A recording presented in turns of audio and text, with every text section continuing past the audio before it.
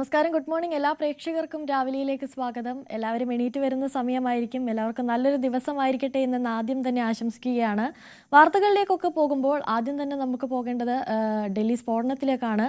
ഡൽഹി സ്ഫോടനത്തിൽ അന്വേഷണം പുരോഗമിക്കുകയാണ്. ഭീകരപ്രവർത്തനമാണ് നടന്നത് എന്നുള്ള അനുമാനത്തിലൊക്കെയാണ് അന്വേഷണം പുരോഗമിക്കുന്നതെങ്കിലും കൂടുതൽ ഡീറ്റെയിൽസുകളെ പറ്റിയൊക്കെ അറിയേണ്ടതുണ്ട്. അന്വേഷണം പുരോഗമിക്കുന്നതിനനുസരിച്ച് കൂടുതൽ വിവരങ്ങൾ ലഭിക്കുമെന്ന് തന്നെ നമുക്ക് പ്രതീക്ഷിക്കാം. പിന്നെയുള്ളത് ബീഹാർ തെരഞ്ഞെടുപ്പാണ്. ബീഹാർ തെരഞ്ഞെടുപ്പിൽ എക്സിറ്റ് പോൾ വരുമ്പോൾ NDA തന്നെ അധികാരത്തിൽ തുടരുമെന്നുള്ള വിവരങ്ങളൊക്കെയാണ് പുറത്തു വരുന്നത്. അങ്ങനെ നിരവധി വാർത്തകളുള്ള ഒരു ദിവസമാണിന്ന്. ആദ്യം നമുക്ക് പ്രധാന വാർത്തകൾ നോക്കാം, എന്നിട്ട് മറ്റു വാർത്തകളിലേക്കൊക്കെ നമുക്ക് പോകാം. ശബരിമല സ്വർണ്ണക്കൊള്ളയിൽ അന്വേഷണം ദേവസ്വം ബോർഡിലെ ഉന്നതരിലേക്ക്. N വാസുവിനെ കസ്റ്റഡിയിൽ വാങ്ങി ചോദ്യം ചെയ്യാൻ SIT നീക്കം. A പത്മകുമാറിലേക്കും അന്വേഷണം ഉടനെത്തും. ദേവസ്വം മന്ത്രിയുടെ രാജി ആവശ്യപ്പെട്ട് KPCCയുടെ സെക്രട്ടേറിയറ്റ് മാർച്ച് ഇന്ന്.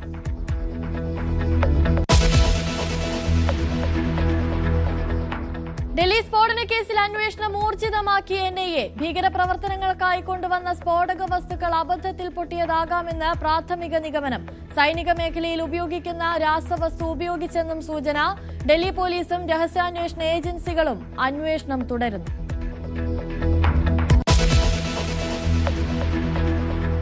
ബീഹാറിൽ NDAക്ക് മുൻതൂക്കം പ്രവചിച്ച് എക്സിറ്റ് പോളുകൾ. NDAക്ക് 130-ലേറെ സീറ്റുകൾ കിട്ടുമെന്ന പ്രവചനങ്ങൾ തള്ളി മഹാസഖ്യം. തെരഞ്ഞെടുപ്പ് ഫലം മറ്റന്നാൾ.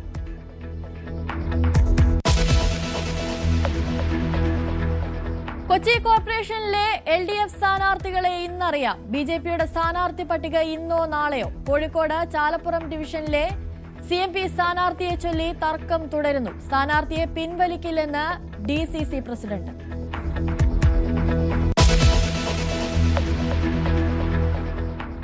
US ഷട്ട്ഡൌൺ അവസാനിക്കാനുള്ള വഴി തെളിയുന്നു. ധനാനുമതി ബില്ല് ഇന്ന് ജനപ്രതിനിധി സഭയിൽ. ജനുവരി 31 വരെയുള്ള ധനവിനിയോഗത്തിന് സെനറ്റിന്റെ അനുമതി. അന്ത്യമാകുന്നത് ചരിത്രത്തിലെ ഏറ്റവും ദൈർഘ്യമേറിയ അടച്ചുപൂട്ടലിന്.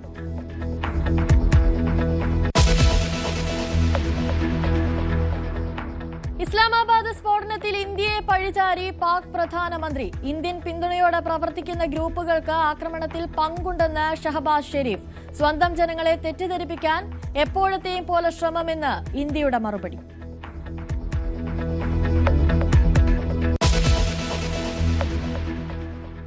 വാർത്തകളിലേക്ക് വിശദമായി പോകുമ്പോൾ ആദ്യം തന്നെ നമ്മൾ പോകുന്നത് ഡൽഹി സ്ഫോടനത്തിലേക്ക് തന്നെയാണ്. ഡൽഹി സ്ഫോടന കേസിൽ അന്വേഷണം ഊർജിതമാക്കിയിരിക്കുകയാണ് NIA. ഭീകരപ്രവർത്തനങ്ങൾക്കായി കൊണ്ടുവന്ന അതിമാരക സ്ഫോടക വസ്തുക്കൾ അബദ്ധത്തിൽ പൊട്ടിയതാകാമെന്നാണ് പ്രാഥമിക നിഗമനം. മിലിറ്ററി ഗ്രേഡ് സ്ഫോടക വസ്തുക്കൾ ഇവരുടെ പക്കലുണ്ടായിരുന്നോ എന്നും അന്വേഷണം നടക്കുകയാണ്. കൂടുതൽ വിവരങ്ങളുമായി അഭിലാഷ് രാധാകൃഷ്ണൻ ചേരുന്നുണ്ട്. അഭിലാഷ്, അബദ്ധത്തിൽ സ്ഫോടക വസ്തുക്കൾ പൊട്ടിയതാകാമെന്ന് പറയുമ്പോഴും അവർ മറ്റൊരിടത്ത് സ്ഫോടനം നടത്താനായി കരുതിയിരുന്ന സ്ഫോടക വസ്തുക്കളായിരിക്കാം അത് എന്നുള്ള കാര്യം ഉറപ്പാണ്. ഇതിലൊക്കെ ഒരു തെളിവ് വരണമെങ്കിൽ, ഒരു വ്യക്തത വരണമെങ്കിൽ ആരായിരുന്നു ഈ സ്ഫോടനം നടത്തിയത്, ആ കാറിലുണ്ടായിരുന്നവർ ആരായിരുന്നു എന്നതിലൊക്കെ ഒരു വ്യക്തത വരേണ്ടതുണ്ട്. ഇപ്പോൾ അന്വേഷണം ഏത് രീതിയിലാണ് പുരോഗമിക്കുന്നത്? നിലവിലെ സ്ഥിതി എന്താണ്? അനുശ്രീ ഇപ്പോൾ പറഞ്ഞതുപോലെ തന്നെ 2900-ഓളം കിലോ അമോണിയം നൈട്രേറ്റ് ആണ് ഈ ഫരീദാബാദിൽ നിന്ന് കഴിഞ്ഞ ദിവസം പിടിച്ചെടുത്തത്. അതിൻ്റെ ഒരു ഭാഗമാണ് കഴിഞ്ഞ ദിവസം നമ്മുടെ ചെങ്കോട്ടയ്ക്ക് സമീപം പൊട്ടിത്തെറിക്കുന്നത്.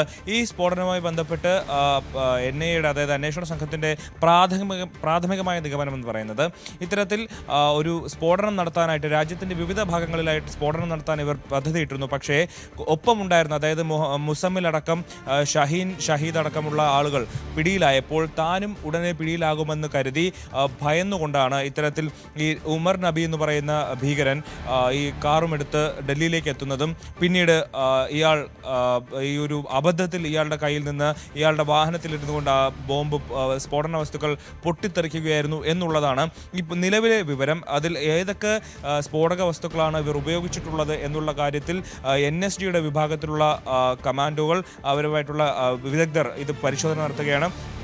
ആ പരിശോധനാ ഫലം പുറത്തു വരാൻ ഇനിയും ദിവസങ്ങളെടുക്കും എന്നുള്ളതാണ്. അമോണിയം നൈട്രേറ്റ് അവർ ഉപയോഗിച്ചിട്ടുണ്ട് എന്നുള്ള കാര്യത്തിൽ വ്യക്തതയുണ്ട്.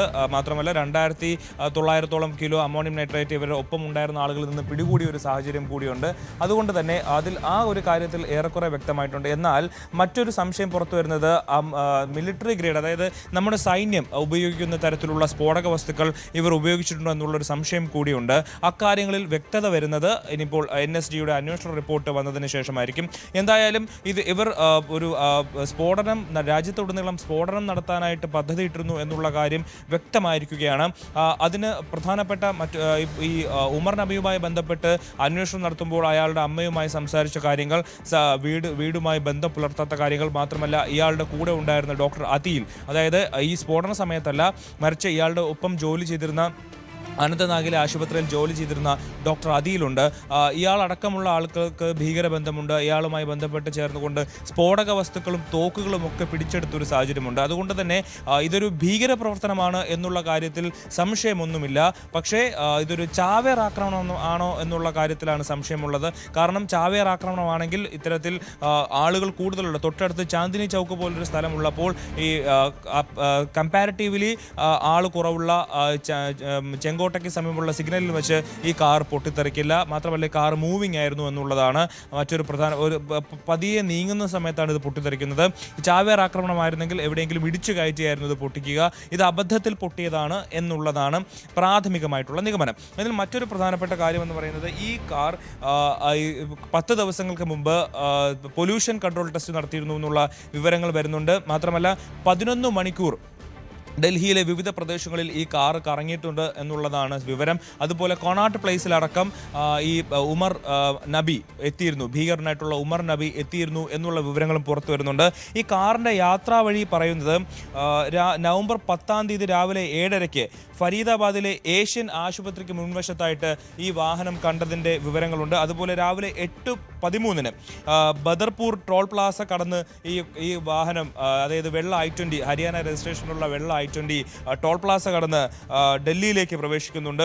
8:20 ഓഖ്ല ഇൻഡസ്ട്രിയൽ മേഖലയ്ക്ക് സമീപത്തെ പെട്രോൾ പമ്പിലൂടെ ഈ കാർ കടന്നു പോകുന്നുണ്ട്. അതിനുശേഷം പിന്നെ സ്പോട്ട് ചെയ്യുന്നത് ഉച്ചയ്ക്ക് 3:19 ഉച്ചയ്ക്ക് 3:19 ഈ ചെങ്കോട്ടയ്ക്ക് സമീപത്തുള്ള പാർക്കിംഗ് ഏരിയയിലേക്ക് ഈ കാർ എത്തുന്നത് എന്നുള്ളതാണ് വിവരം. അതിൻ്റെ വിവരങ്ങളാണ് പോലീസിന് ലഭിച്ചിരിക്കുന്നത്. അതുപോലെ വൈകിട്ട് 6:28 പാർക്കിംഗ് സ്ഥലത്ത് നിന്ന്, അതായത് 3:19 ചെങ്കോട്ടയിലെ പാർക്കിംഗ് സ്ഥലത്ത് എത്തിയ കാർ പിന്നെ അവിടുന്ന് മൂവ് ചെയ്യുന്നത് 6:28 അതായത് ഏകദേശം 3 മണിക്കൂറും 9 മിനിറ്റും കഴിയുമ്പോഴാണ് ആ കാർ അവിടുന്ന് എടുക്കുന്നത്. ഈ 3 മണിക്കൂർ 9 മിനിറ്റ് എന്തായിരുന്നു കാറിനുള്ളിലെ ഭീകരനായിട്ടുള്ള ഉമർ നബിയും ചെയ്തിരുന്നത് എന്നുള്ള കാര്യമൊക്കെ അന്വേഷണത്തിൻ്റെ പരിധിയിൽ വരുന്നതാണ്. അപ്പോൾ ഈ കാർ അവിടുന്ന് 6:28 സ്ഥലത്തിന് പുറത്തേക്ക് സഞ്ചരിക്കുന്നു. അതിനുശേഷം മെല്ലെ പോയിട്ട് ആ കവാടത്തിൻ്റെ അരികിലേക്ക്, അതായത് ഈ ചെങ്കോട്ടയിലെ പാർക്കിംഗ് സ്ലോട്ടും ഈ പൊട്ടിത്തെറിച്ച സ്ഥലവുമായി ഏകദേശം 300-400 മീറ്റർ ദൂരമുള്ളൂ എന്നുള്ളതാണ് നമ്മൾ മനസ്സിലാക്കുന്നത്. അപ്പോൾ ഈ 28 മുതൽ അടുത്ത 52, അതായത് ഏതാണ്ട് ഒരു 30 മിനിറ്റോളം, ഈ 400 മീറ്റർ സഞ്ചരിക്കാൻ 30 മിനിറ്റോളമേ എടുത്തുള്ളൂ 30 മിനിറ്റ് എടുത്തു എന്നുള്ള ഒരു പ്രധാനപ്പെട്ട ചോദ്യമുണ്ട്. ഇത്തരം ചോദ്യങ്ങൾക്കെല്ലാം അന്വേഷണ സംഘം തന്നെ ഉത്തരം കണ്ടുപിടിക്കുകയും വേണം. അപ്പോൾ 6:52 ഈ കാർ പൊട്ടിത്തെറിക്കുന്നത്. അങ്ങനെ മൊത്തം 12 പേർ ആ അപകടത്തിൽ കൊല്ലപ്പെട്ടു. അതിൽ സാരമായി പരിക്കേറ്റവർ നിരവധി പേരുണ്ട്. അതിൽ 8 പേരുടെ മൃതദേഹങ്ങളാണ് തിരിച്ചറിഞ്ഞത്. അതിൽ 4 പേരുടെ മൃതദേഹങ്ങൾ ഇനിയും കൂടുതൽ 3 പേരോളം ആൾക്കാരുടെ മൃതദേഹങ്ങൾ കൂടി ഇനി തിരിച്ചറിയാൻ ബാക്കിയുണ്ട് എന്നുള്ളതാണ് ഒരു വിവരം. മറ്റൊരു പ്രധാനപ്പെട്ട നിർണായക വിവരം എന്ന് പറയുന്നത് 35ഓളം പേരാണ് LNJP ഹോസ്പിറ്റലിലേക്ക് ഇത്തരത്തിൽ പരിക്കേറ്റ് എത്തിയത്. അതിൽ 3 പേരെ കാണാനില്ല എന്നുള്ളൊരു വിവരം കൂടി പുറത്തു വരുന്നുണ്ട്. അതായത് ഈ പൊട്ടിത്തെറിക്കുന്നതിൻ്റെ ഭാഗമായിട്ട് ശരീരത്തിൽ ചീളുകളും കുപ്പിച്ചില്ലുകളും ഒക്കെ തറച്ചിട്ട് പലരും സ്വന്തമായി ഓട്ടോ പിടിച്ച് ആശുപത്രി പോയ വാർത്തകൾ നമ്മൾ ഇന്നലെ കേട്ടിരുന്നതാണ്. അങ്ങനെ പോയ ആളുകളിൽ 35 പേർ പോയതിൽ 3 പേരെ ആശുപത്രിയിൽ നിന്ന് രക്ഷപ്പെട്ടിരിക്കുന്നു എന്നുള്ള വിവരം കൂടി വരുന്നുണ്ട്. അത് ഒരു നിർണായകമായ വിവരമാണ്. കാരണം ഈ 3 പേർക്ക്, അതായത് ഈ ആശുപത്രിയിൽ പരിക്കുകളോടെ എത്തിയ ഈ സ്ഫോടനത്തിൽ പരിക്കേറ്റെത്തിയവരെ എല്ലാം വളരെ സൂക്ഷ്മമായിട്ടാണ് പോലീസും ആശുപത്രി അധികൃതർ നിരീക്ഷിച്ചിരുന്നത്. ഇവരെ കാണാനോ സംസാരിക്കാനോ ബന്ധുക്കളെ പോലും കയറ്റിവിടാത്തൊരു സ്ഥിതിയായിരുന്നു ഉണ്ടായിരുന്നത്. അത്തരത്തിൽ അതീവ സുരക്ഷയോടെ സൂക്ഷിച്ചിരുന്ന ഇവരിൽ 3 പേർ എങ്ങനെ കാണാതായി എന്നുള്ളത് ഒരു പ്രധാനപ്പെട്ട വിവരമാണ്. അതിനടക്കമുള്ള കാര്യങ്ങളിൽ അന്വേഷണം നടക്കുന്നുണ്ട്. മാത്രമല്ല, ഇപ്പോൾ ജമ്മു കാശ്മീരിലെ പുൽവാമയിലെ അടക്കമുള്ള ആശുപത്രികളിലെ ഡോക്ടർമാരുടെ വിവരങ്ങൾ, അവരുടെ പശ്ചാത്തലങ്ങൾ കൂടി പരിശോധിക്കുന്ന ഒരു സാഹചര്യമുണ്ട്. കാരണം ഇപ്പോൾ ഈ ഒരു ഡൽഹി ബ്ലാസ്റ്റുമായി ബന്ധപ്പെട്ട് ഏറ്റവും കൂടുതൽ പേർ അറസ്റ്റിലായിരിക്കുന്നത് ഡോക്ടർമാരുമായിട്ടുള്ള സംഘങ്ങളാണ്. അപ്പോൾ ഇവരെങ്ങനെയാണ് ഈ ഒരു ഭീകരവാദത്തിലേക്ക് എത്തിയത് എന്നുള്ള ചോദ്യം പ്രധാനപ്പെട്ടതാണ്. അതുകൊണ്ട് തന്നെ ഇവരുമായി അടുപ്പമുള്ള ഒരുപാട് പേർ ആശുപത്രിയിൽ പ്രവർത്തിക്കുന്നുണ്ട്. അപ്പോൾ അങ്ങനെ വരുമ്പോൾ ഇവരുടെ വലയിൽ വീണുകൊണ്ട് കൂടുതൽ ആളുകൾ ഭീകരവാദത്തിലേക്ക് തിരിഞ്ഞിട്ടുണ്ടോ എന്നുള്ള ചോദ്യം ശക്തമാണ്. അതുകൊണ്ട് തന്നെയാണ് 52ഓളം ഡോക്ടർമാരെ ഇന്നലെ തന്നെ ചോദ്യം ചെയ്തത്. മാത്രമല്ല, ഇർഫാൻ അഹമ്മദ് എന്ന് പറഞ്ഞിട്ട് ഫരീദാബാദിലെ ഒരു പള്ളിയിലെ ഇമാമുണ്ട്. ഇയാളാണ് ഈ ഒരു ബ്ലാസ്റ്റിൻ്റെ, ഈ ഒരു ഭീകരാക്രമണത്തിൻ്റെ പിന്നിലെന്നുള്ളതാണ് പ്രധാനമായും സംശയിക്കുന്നത്. ഇയാളെ ചോദ്യം ചെയ്തു വരികയാണ്. കഴിഞ്ഞ ദിവസം തന്നെ ഇയാളെ അറസ്റ്റ് ചെയ്യാൻ കഴിഞ്ഞത് ഈ കേസിൽ, ഈ ഒരു സംഭവത്തിൽ ഏറ്റവും പ്രധാനപ്പെട്ട ഒരു നിർണായകമായ തെളിവായി മാറും. കാരണം ഇയാളുടെ ഫോൺ കോളുകൾ, ഇയാളുമായി സംസാരിച്ച വ്യക്തികളടക്കം ചോദ്യം ചെയ്യുമ്പോൾ കൂടുതൽ ആളുകൾ ഈ ഒരു ഭീകരാക്രമണവുമായി ബന്ധപ്പെട്ട് ഒപ്പം ഉണ്ടായിട്ടുണ്ടെങ്കിൽ അവരെ വെളിച്ചത്ത് കൊണ്ടുവരാൻ കഴിയുമെന്നുള്ളൊരു ആത്മവിശ്വാസം. അതുപോലെ തന്നെ നിരവധി ദുരൂഹതകൾ അവശേഷിപ്പിക്കുകയാണ് ഈ ഒരു സ്ഫോടനം. ഈ കാറിന് യാതൊരു പരിശോധനയിലും പെടാതെ എങ്ങനെ ചെങ്കോട്ട വരെ എത്താൻ സാധിച്ചു? അതും ചെങ്കോട്ടയുടെ പരിസരത്ത് 3 മണിക്കൂറോളം കാർ ചെലവഴിക്കുകയും ചെയ്തു. അങ്ങനെയെങ്കിൽ ഡൽഹിയിൽ നിന്നും ആരുടെയെങ്കിലും സഹായം ഈ കാറിലുണ്ടായിരുന്ന ആൾക്ക് ലഭിച്ചിരുന്നോ? ആ രീതിയിലുള്ള അന്വേഷണങ്ങൾ പുരോഗമിക്കുന്നുണ്ടോ? അനുശ്രീ, വളരെ പ്രധാനപ്പെട്ട ചോദ്യമാണ് അനുശ്രീ ചോദിച്ചത്. കാരണം ഡൽഹി പോലെ വളരെ അതിശക്തമായ സുരക്ഷയുള്ളൊരു സ്ഥലം, പ്രധാനമന്ത്രിയും പ്രസിഡന്റും അടക്കം സുപ്രീം കോടതി അടക്കം സ്ഥിതി ചെയ്യുന്ന ഒരു വലിയ നഗരം, ഇന്ത്യയുടെ തലസ്ഥാനം, അവിടേക്ക് ഒരാൾ കാറ് നിറയെ സ്ഫോടക വസ്തുക്കളുമായി 11 മണിക്കൂറോളം ചുറ്റുക, അതിൽ തന്ത്രപ്രധാനമായിട്ടുള്ള ചെങ്കോട്ടയ്ക്ക് സമീപം 3-3.25 മണിക്കൂറോളം അവിടെ ചെലവിടുക എന്നുള്ളത് വളരെ പ്രധാനപ്പെട്ട ആശങ്ക ഉയർത്തുന്ന ഒരു കാര്യം തന്നെയാണ്. അപ്പോൾ എന്തുകൊണ്ട് ഇത്തരത്തിൽ, മാത്രമല്ല ഈ ഒരു ഇപ്പോൾ സാധാരണ ഒരു ദിവസമായിരുന്നെങ്കിൽ നമുക്ക് അങ്ങനെ ചോദിക്കാം, ഒരുപക്ഷെ പോലീസുകാർ ശ്രദ്ധിച്ചില്ല എന്ന് പറയാം. പക്ഷേ ഫരീദാബാദിൽ നിന്ന് ഇത്രയും സ്ഫോടക ശേഖരങ്ങൾ പിടിച്ച് അതിൽ 3ഓളം പേരെ ജീവനോടെ പിടിച്ച് ഭീകരപ്രവർത്തനം നടത്തുമെന്ന് സംശയിക്കുന്ന 3ഓളം പേരെ പോലീസ് കസ്റ്റഡിയിലെടുത്ത സാഹചര്യത്തിൽ അതീവ സുരക്ഷ പ്രഖ്യാപിച്ചിരിക്കുന്ന ഒരു സാഹചര്യത്തിലാണ് ഇയാൾ ചെങ്കോട്ടയിൽ 3 മണിക്കൂർ വാഹനവുമായി നിൽക്കുന്നത്. അതുപോലെ 11 മണിക്കൂർ ഡൽഹി അതിർത്തിയിൽ കറങ്ങുന്നത്, കൊണാട്ട് പ്ലേസിലടക്കം നിന്ന് സഞ്ചരിക്കുന്നത്. അപ്പോൾ എന്തുകൊണ്ട് പോലീസിന് ഇയാളെ പിടികൂടാൻ കഴിഞ്ഞില്ല? ആർക്കും സംശയം തോന്നിയില്ല? എന്തുകൊണ്ട് കൃത്യമായ പരിശോധനകൾ നടന്നില്ല എന്നുള്ളത് കൃത്യമായ ചോദ്യം തന്നെയാണ്. ആ ചോദ്യം നീളുന്നത് ഡൽഹിയിൽ ഇയാളെ സഹായിക്കാൻ ആരെങ്കിലുമൊക്കെ ഉണ്ടായിരുന്നു എന്നുള്ളതാണ് പ്രധാനമായും ഉയരുന്ന ചോദ്യം. ആ ചോദ്യത്തിനടക്കം NIA ഉത്തരം കണ്ടെത്തിയേ മതിയാകൂ. മാത്രമല്ല, ഇതിന് കേന്ദ്ര സർക്കാർ മറുപടി പറയേണ്ട ഒരു സാഹചര്യം കൂടിയുണ്ട്. കാരണം ഡൽഹിയെ സംബന്ധിച്ച് ഇതിനു മുമ്പ് 3 മാസങ്ങൾക്ക് മുമ്പാണ് ഇത്തരത്തിൽ പഹൽഗാമിൽ ഒരു വലിയ ആക്രമണം ഉണ്ടായത്. അന്നും സുരക്ഷാ വീഴ്ച അടക്കം പ്രതിപക്ഷം ഉന്നയിച്ചിരുന്നതാണ്. അതിനുശേഷം രാജ്യം അതീവ സുരക്ഷയിലും കർശനമായ ജാഗ്രതയിലുമൊക്കെ മുന്നോട്ട് പോകുമ്പോഴാണ് ഇപ്പോൾ വീണ്ടും ഒരു ആക്രമണം ഇങ്ങനെ ഉണ്ടാവുന്നത്. പക്ഷേ അപ്പോൾ കേന്ദ്ര സർക്കാരിൻ്റെ ഒരു ന്യായീകരണമായി വരുന്നത് ഇത്തരത്തിൽ ഒരു അനിഷ്ട സംഭവം ഉണ്ടാകാതിരുന്ന ഒരു സാഹചര്യത്തിലാണ് 2900ഓളം കിലോ അമോണിയം നൈട്രേറ്റ് അടക്കമുള്ള സാധനങ്ങൾ കണ്ടുപിടിക്കുന്നതും അത് കൈവശം വെച്ചിരുന്നവരെ പിടികൂടുന്നതും എന്നുള്ളതാണ് ഈ കേന്ദ്ര സർക്കാരിൻ്റെ ഭാഗത്തു നിന്നുണ്ടാകുന്ന അല്ലെങ്കിൽ വരാൻ പോകുന്ന ഒരു ന്യായീകരണം. അതിൽ വസ്തുത ഉണ്ട് താനും. കാരണം ഇവർ അന്വേഷണത്തിൽ അത് കണ്ടുപിടിച്ചത് കൊണ്ടാണ് വലിയൊരു ആക്രമണം ഉണ്ടാകാതെ ഇത്തരത്തിൽ ഈ ഉമർ നബി എന്ന് പറയുന്ന ഭീകരന് അവരുടെ കൈവശം ഉണ്ടായിരുന്ന അമോണിയം നൈട്രേറ്റും കൊണ്ട് പായേണ്ട ഒരു സാഹചര്യം ഉണ്ടായത്. അത് കേന്ദ്ര സർക്കാരിനെ സംബന്ധിച്ച് അല്ലെങ്കിൽ അന്വേഷണ ഏജൻസികളെ സംബന്ധിച്ച് അവർക്ക് അത് പറയാൻ, പുറത്ത് ശക്തമായി ഉന്നയിക്കാൻ പറ്റുന്ന ഒരു വാദമായി തന്നെ നിലനിൽക്കുന്നു. മാത്രമല്ല, മറ്റൊരു പ്രധാനപ്പെട്ട കാര്യം, ഈ പിടിയിലായ ഭീകരന്മാരിൽ ഒരു സ്ത്രീയുണ്ട്, ഡോക്ടർ ഷഹീൻ ഷഹീദ്. അവരെ സംബന്ധിച്ച് അവരെ പിടികൂടിയത് ഈ ഒരു കേസിൽ വളരെ നിർണായകമായി. ഈ കേസിൽ മാത്രമല്ല, ഒരുപക്ഷെ രാജ്യത്തിൻ്റെ ഭാവിയെ തന്നെ ദുരിതത്തിലാക്കാൻ കഴിയുന്ന രീതിയിലുള്ള പ്രവർത്തനങ്ങൾ അവരുടെ ഭാഗത്തു നിന്ന് ഉണ്ടാകുന്നു എന്നുള്ളതാണ് ഉണ്ടായിരുന്നു എന്നുള്ളതാണ് പ്രധാനപ്പെട്ട വിവരം. അവർ ജെയ്ഷെ മുഹമ്മദിന്റെ ഷഹീൻ ഉൽ മുമിനാത്ത് എന്ന് പറയുന്ന വനിതാ സംഘടനയുടെ ഇന്ത്യയിലെ നേതാവായി വളർന്നുകൊണ്ടിരിക്കുകയായിരുന്നു എന്നുള്ളതാണ് പോലീസിന്റെ കണ്ടെത്തൽ. അത് ഏറ്റവും നിർണായകമായ കണ്ടെത്തലാണ്. കാരണം ഇത്തരത്തിൽ സാധാരണക്കാരായ സ്ത്രീകളെ പറഞ്ഞ്, അല്ലെങ്കിൽ വിദ്യാസമ്പന്നരായിട്ടുള്ള ഇവർ ഡോക്ടറാണല്ലോ, അപ്പോൾ വിദ്യാസമ്പന്നരായ സ്ത്രീകളെ അടക്കം ഇവർ അടുത്തേക്ക് എത്തുകയും അവരെ പറഞ്ഞ് ഇവരുടെ സംഘടനയിൽ ചേർക്കാനായിട്ടുള്ള ശ്രമങ്ങൾ അവർ നടത്തിയിരുന്നോ, അല്ലെങ്കിൽ ഇനിയും ഭാവിയിൽ ഇവർ ഇപ്പോൾ പിടിക്കപ്പെട്ടില്ലെങ്കിൽ ഒരു പക്ഷേ ഇവർ 5-6 വർഷങ്ങൾക്ക് ശേഷമാണ് ഇവർ പിടിക്കപ്പെട്ടിരുന്നെങ്കിൽ പോലും ഈ കാലയളവിനുള്ളിൽ ഒരുപാട് സ്ത്രീകളെ അവർക്ക് അവരുടെ സംഘടനയിൽ ചേർക്കാൻ പറ്റുമായിരുന്നു. അത് രാജ്യത്തിൻ്റെ ഭാവിയെ തന്നെ ത്രിശങ്കൂലാക്കുന്ന തരത്തിലേക്ക് കാര്യങ്ങൾ പോയേനെ. അത് എന്തായാലും പോലീസിനെ സംബന്ധിച്ച് വലിയ ആശ്വാസമായിട്ടുള്ള കാര്യം തന്നെയാണ്. രാജ്യത്തിൻ്റെ ഭാവിയെ സംബന്ധിച്ച് വളരെ ആശ്വാസം നൽകുന്ന ഒരു വാർത്തയാണ് അവരെ പിടികൂടാൻ കഴിഞ്ഞത്. അവരുടെ ഫോൺ സംബന്ധിച്ച് അവർ ആരുടെയൊക്കെയാണ് സംസാരിച്ചിട്ടുള്ളത്, അവരുടെ ചാറ്റുകളെല്ലാം പരിശോധിച്ച് വരികയാണ്. അവരുടെ പാകിസ്ഥാൻ പശ്ചാത്തലം, അവർ ജമ്മു കാശ്മീരിൽ അവരുടെ സഞ്ചരിച്ചത്, ജമ്മു കാശ്മീരിൽ ആരൊക്കെ കണ്ടു തുടങ്ങിയിട്ടുള്ള എല്ലാ കാര്യങ്ങളും അന്വേഷണ പരിധിയിലുണ്ട്.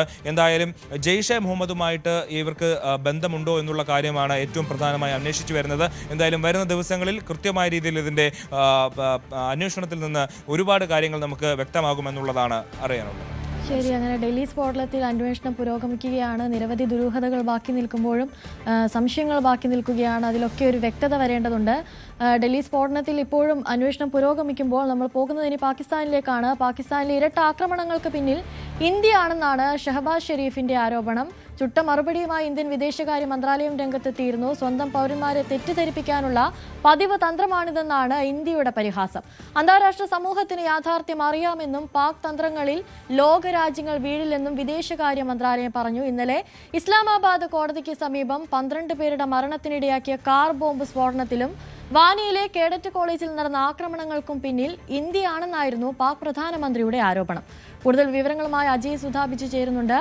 അജയ്, പാക് താലിബാൻ ഇതിന്റെ ഉത്തരവാദിത്തം ഏറ്റെടുത്തിട്ടും വീണ്ടും ഇങ്ങനെ ഒരു ആരോപണം ഉന്നയിക്കാനുണ്ടായ ഒരു സാഹചര്യം എന്തായിരുന്നു? അനുശ്രീ, ഇത് പാകിസ്ഥാന്റെ ഒരു പതിവ് തന്ത്രം തന്നെയാണ്. അവരുടെ രാജ്യത്ത് നടക്കുന്ന ഭീകരവാദ പ്രവർത്തനങ്ങൾ ഇതിൽ തങ്ങളുടെ രാജ്യത്തിന് ഉത്തരവാദിത്വം ഇല്ലെന്ന് കാട്ടാൻ വേണ്ടിയിട്ട് മറ്റ് രാജ്യങ്ങൾക്ക് മേൽ പഴിചാരുന്ന ഒരു സ്വഭാവം അത് ഇതിനു മുൻപും പാകിസ്ഥാൻ പല സന്ദർഭങ്ങളിൽ സ്വീകരിച്ചിട്ടുള്ളത് നമ്മൾ കണ്ടിട്ടുള്ളതാണ്.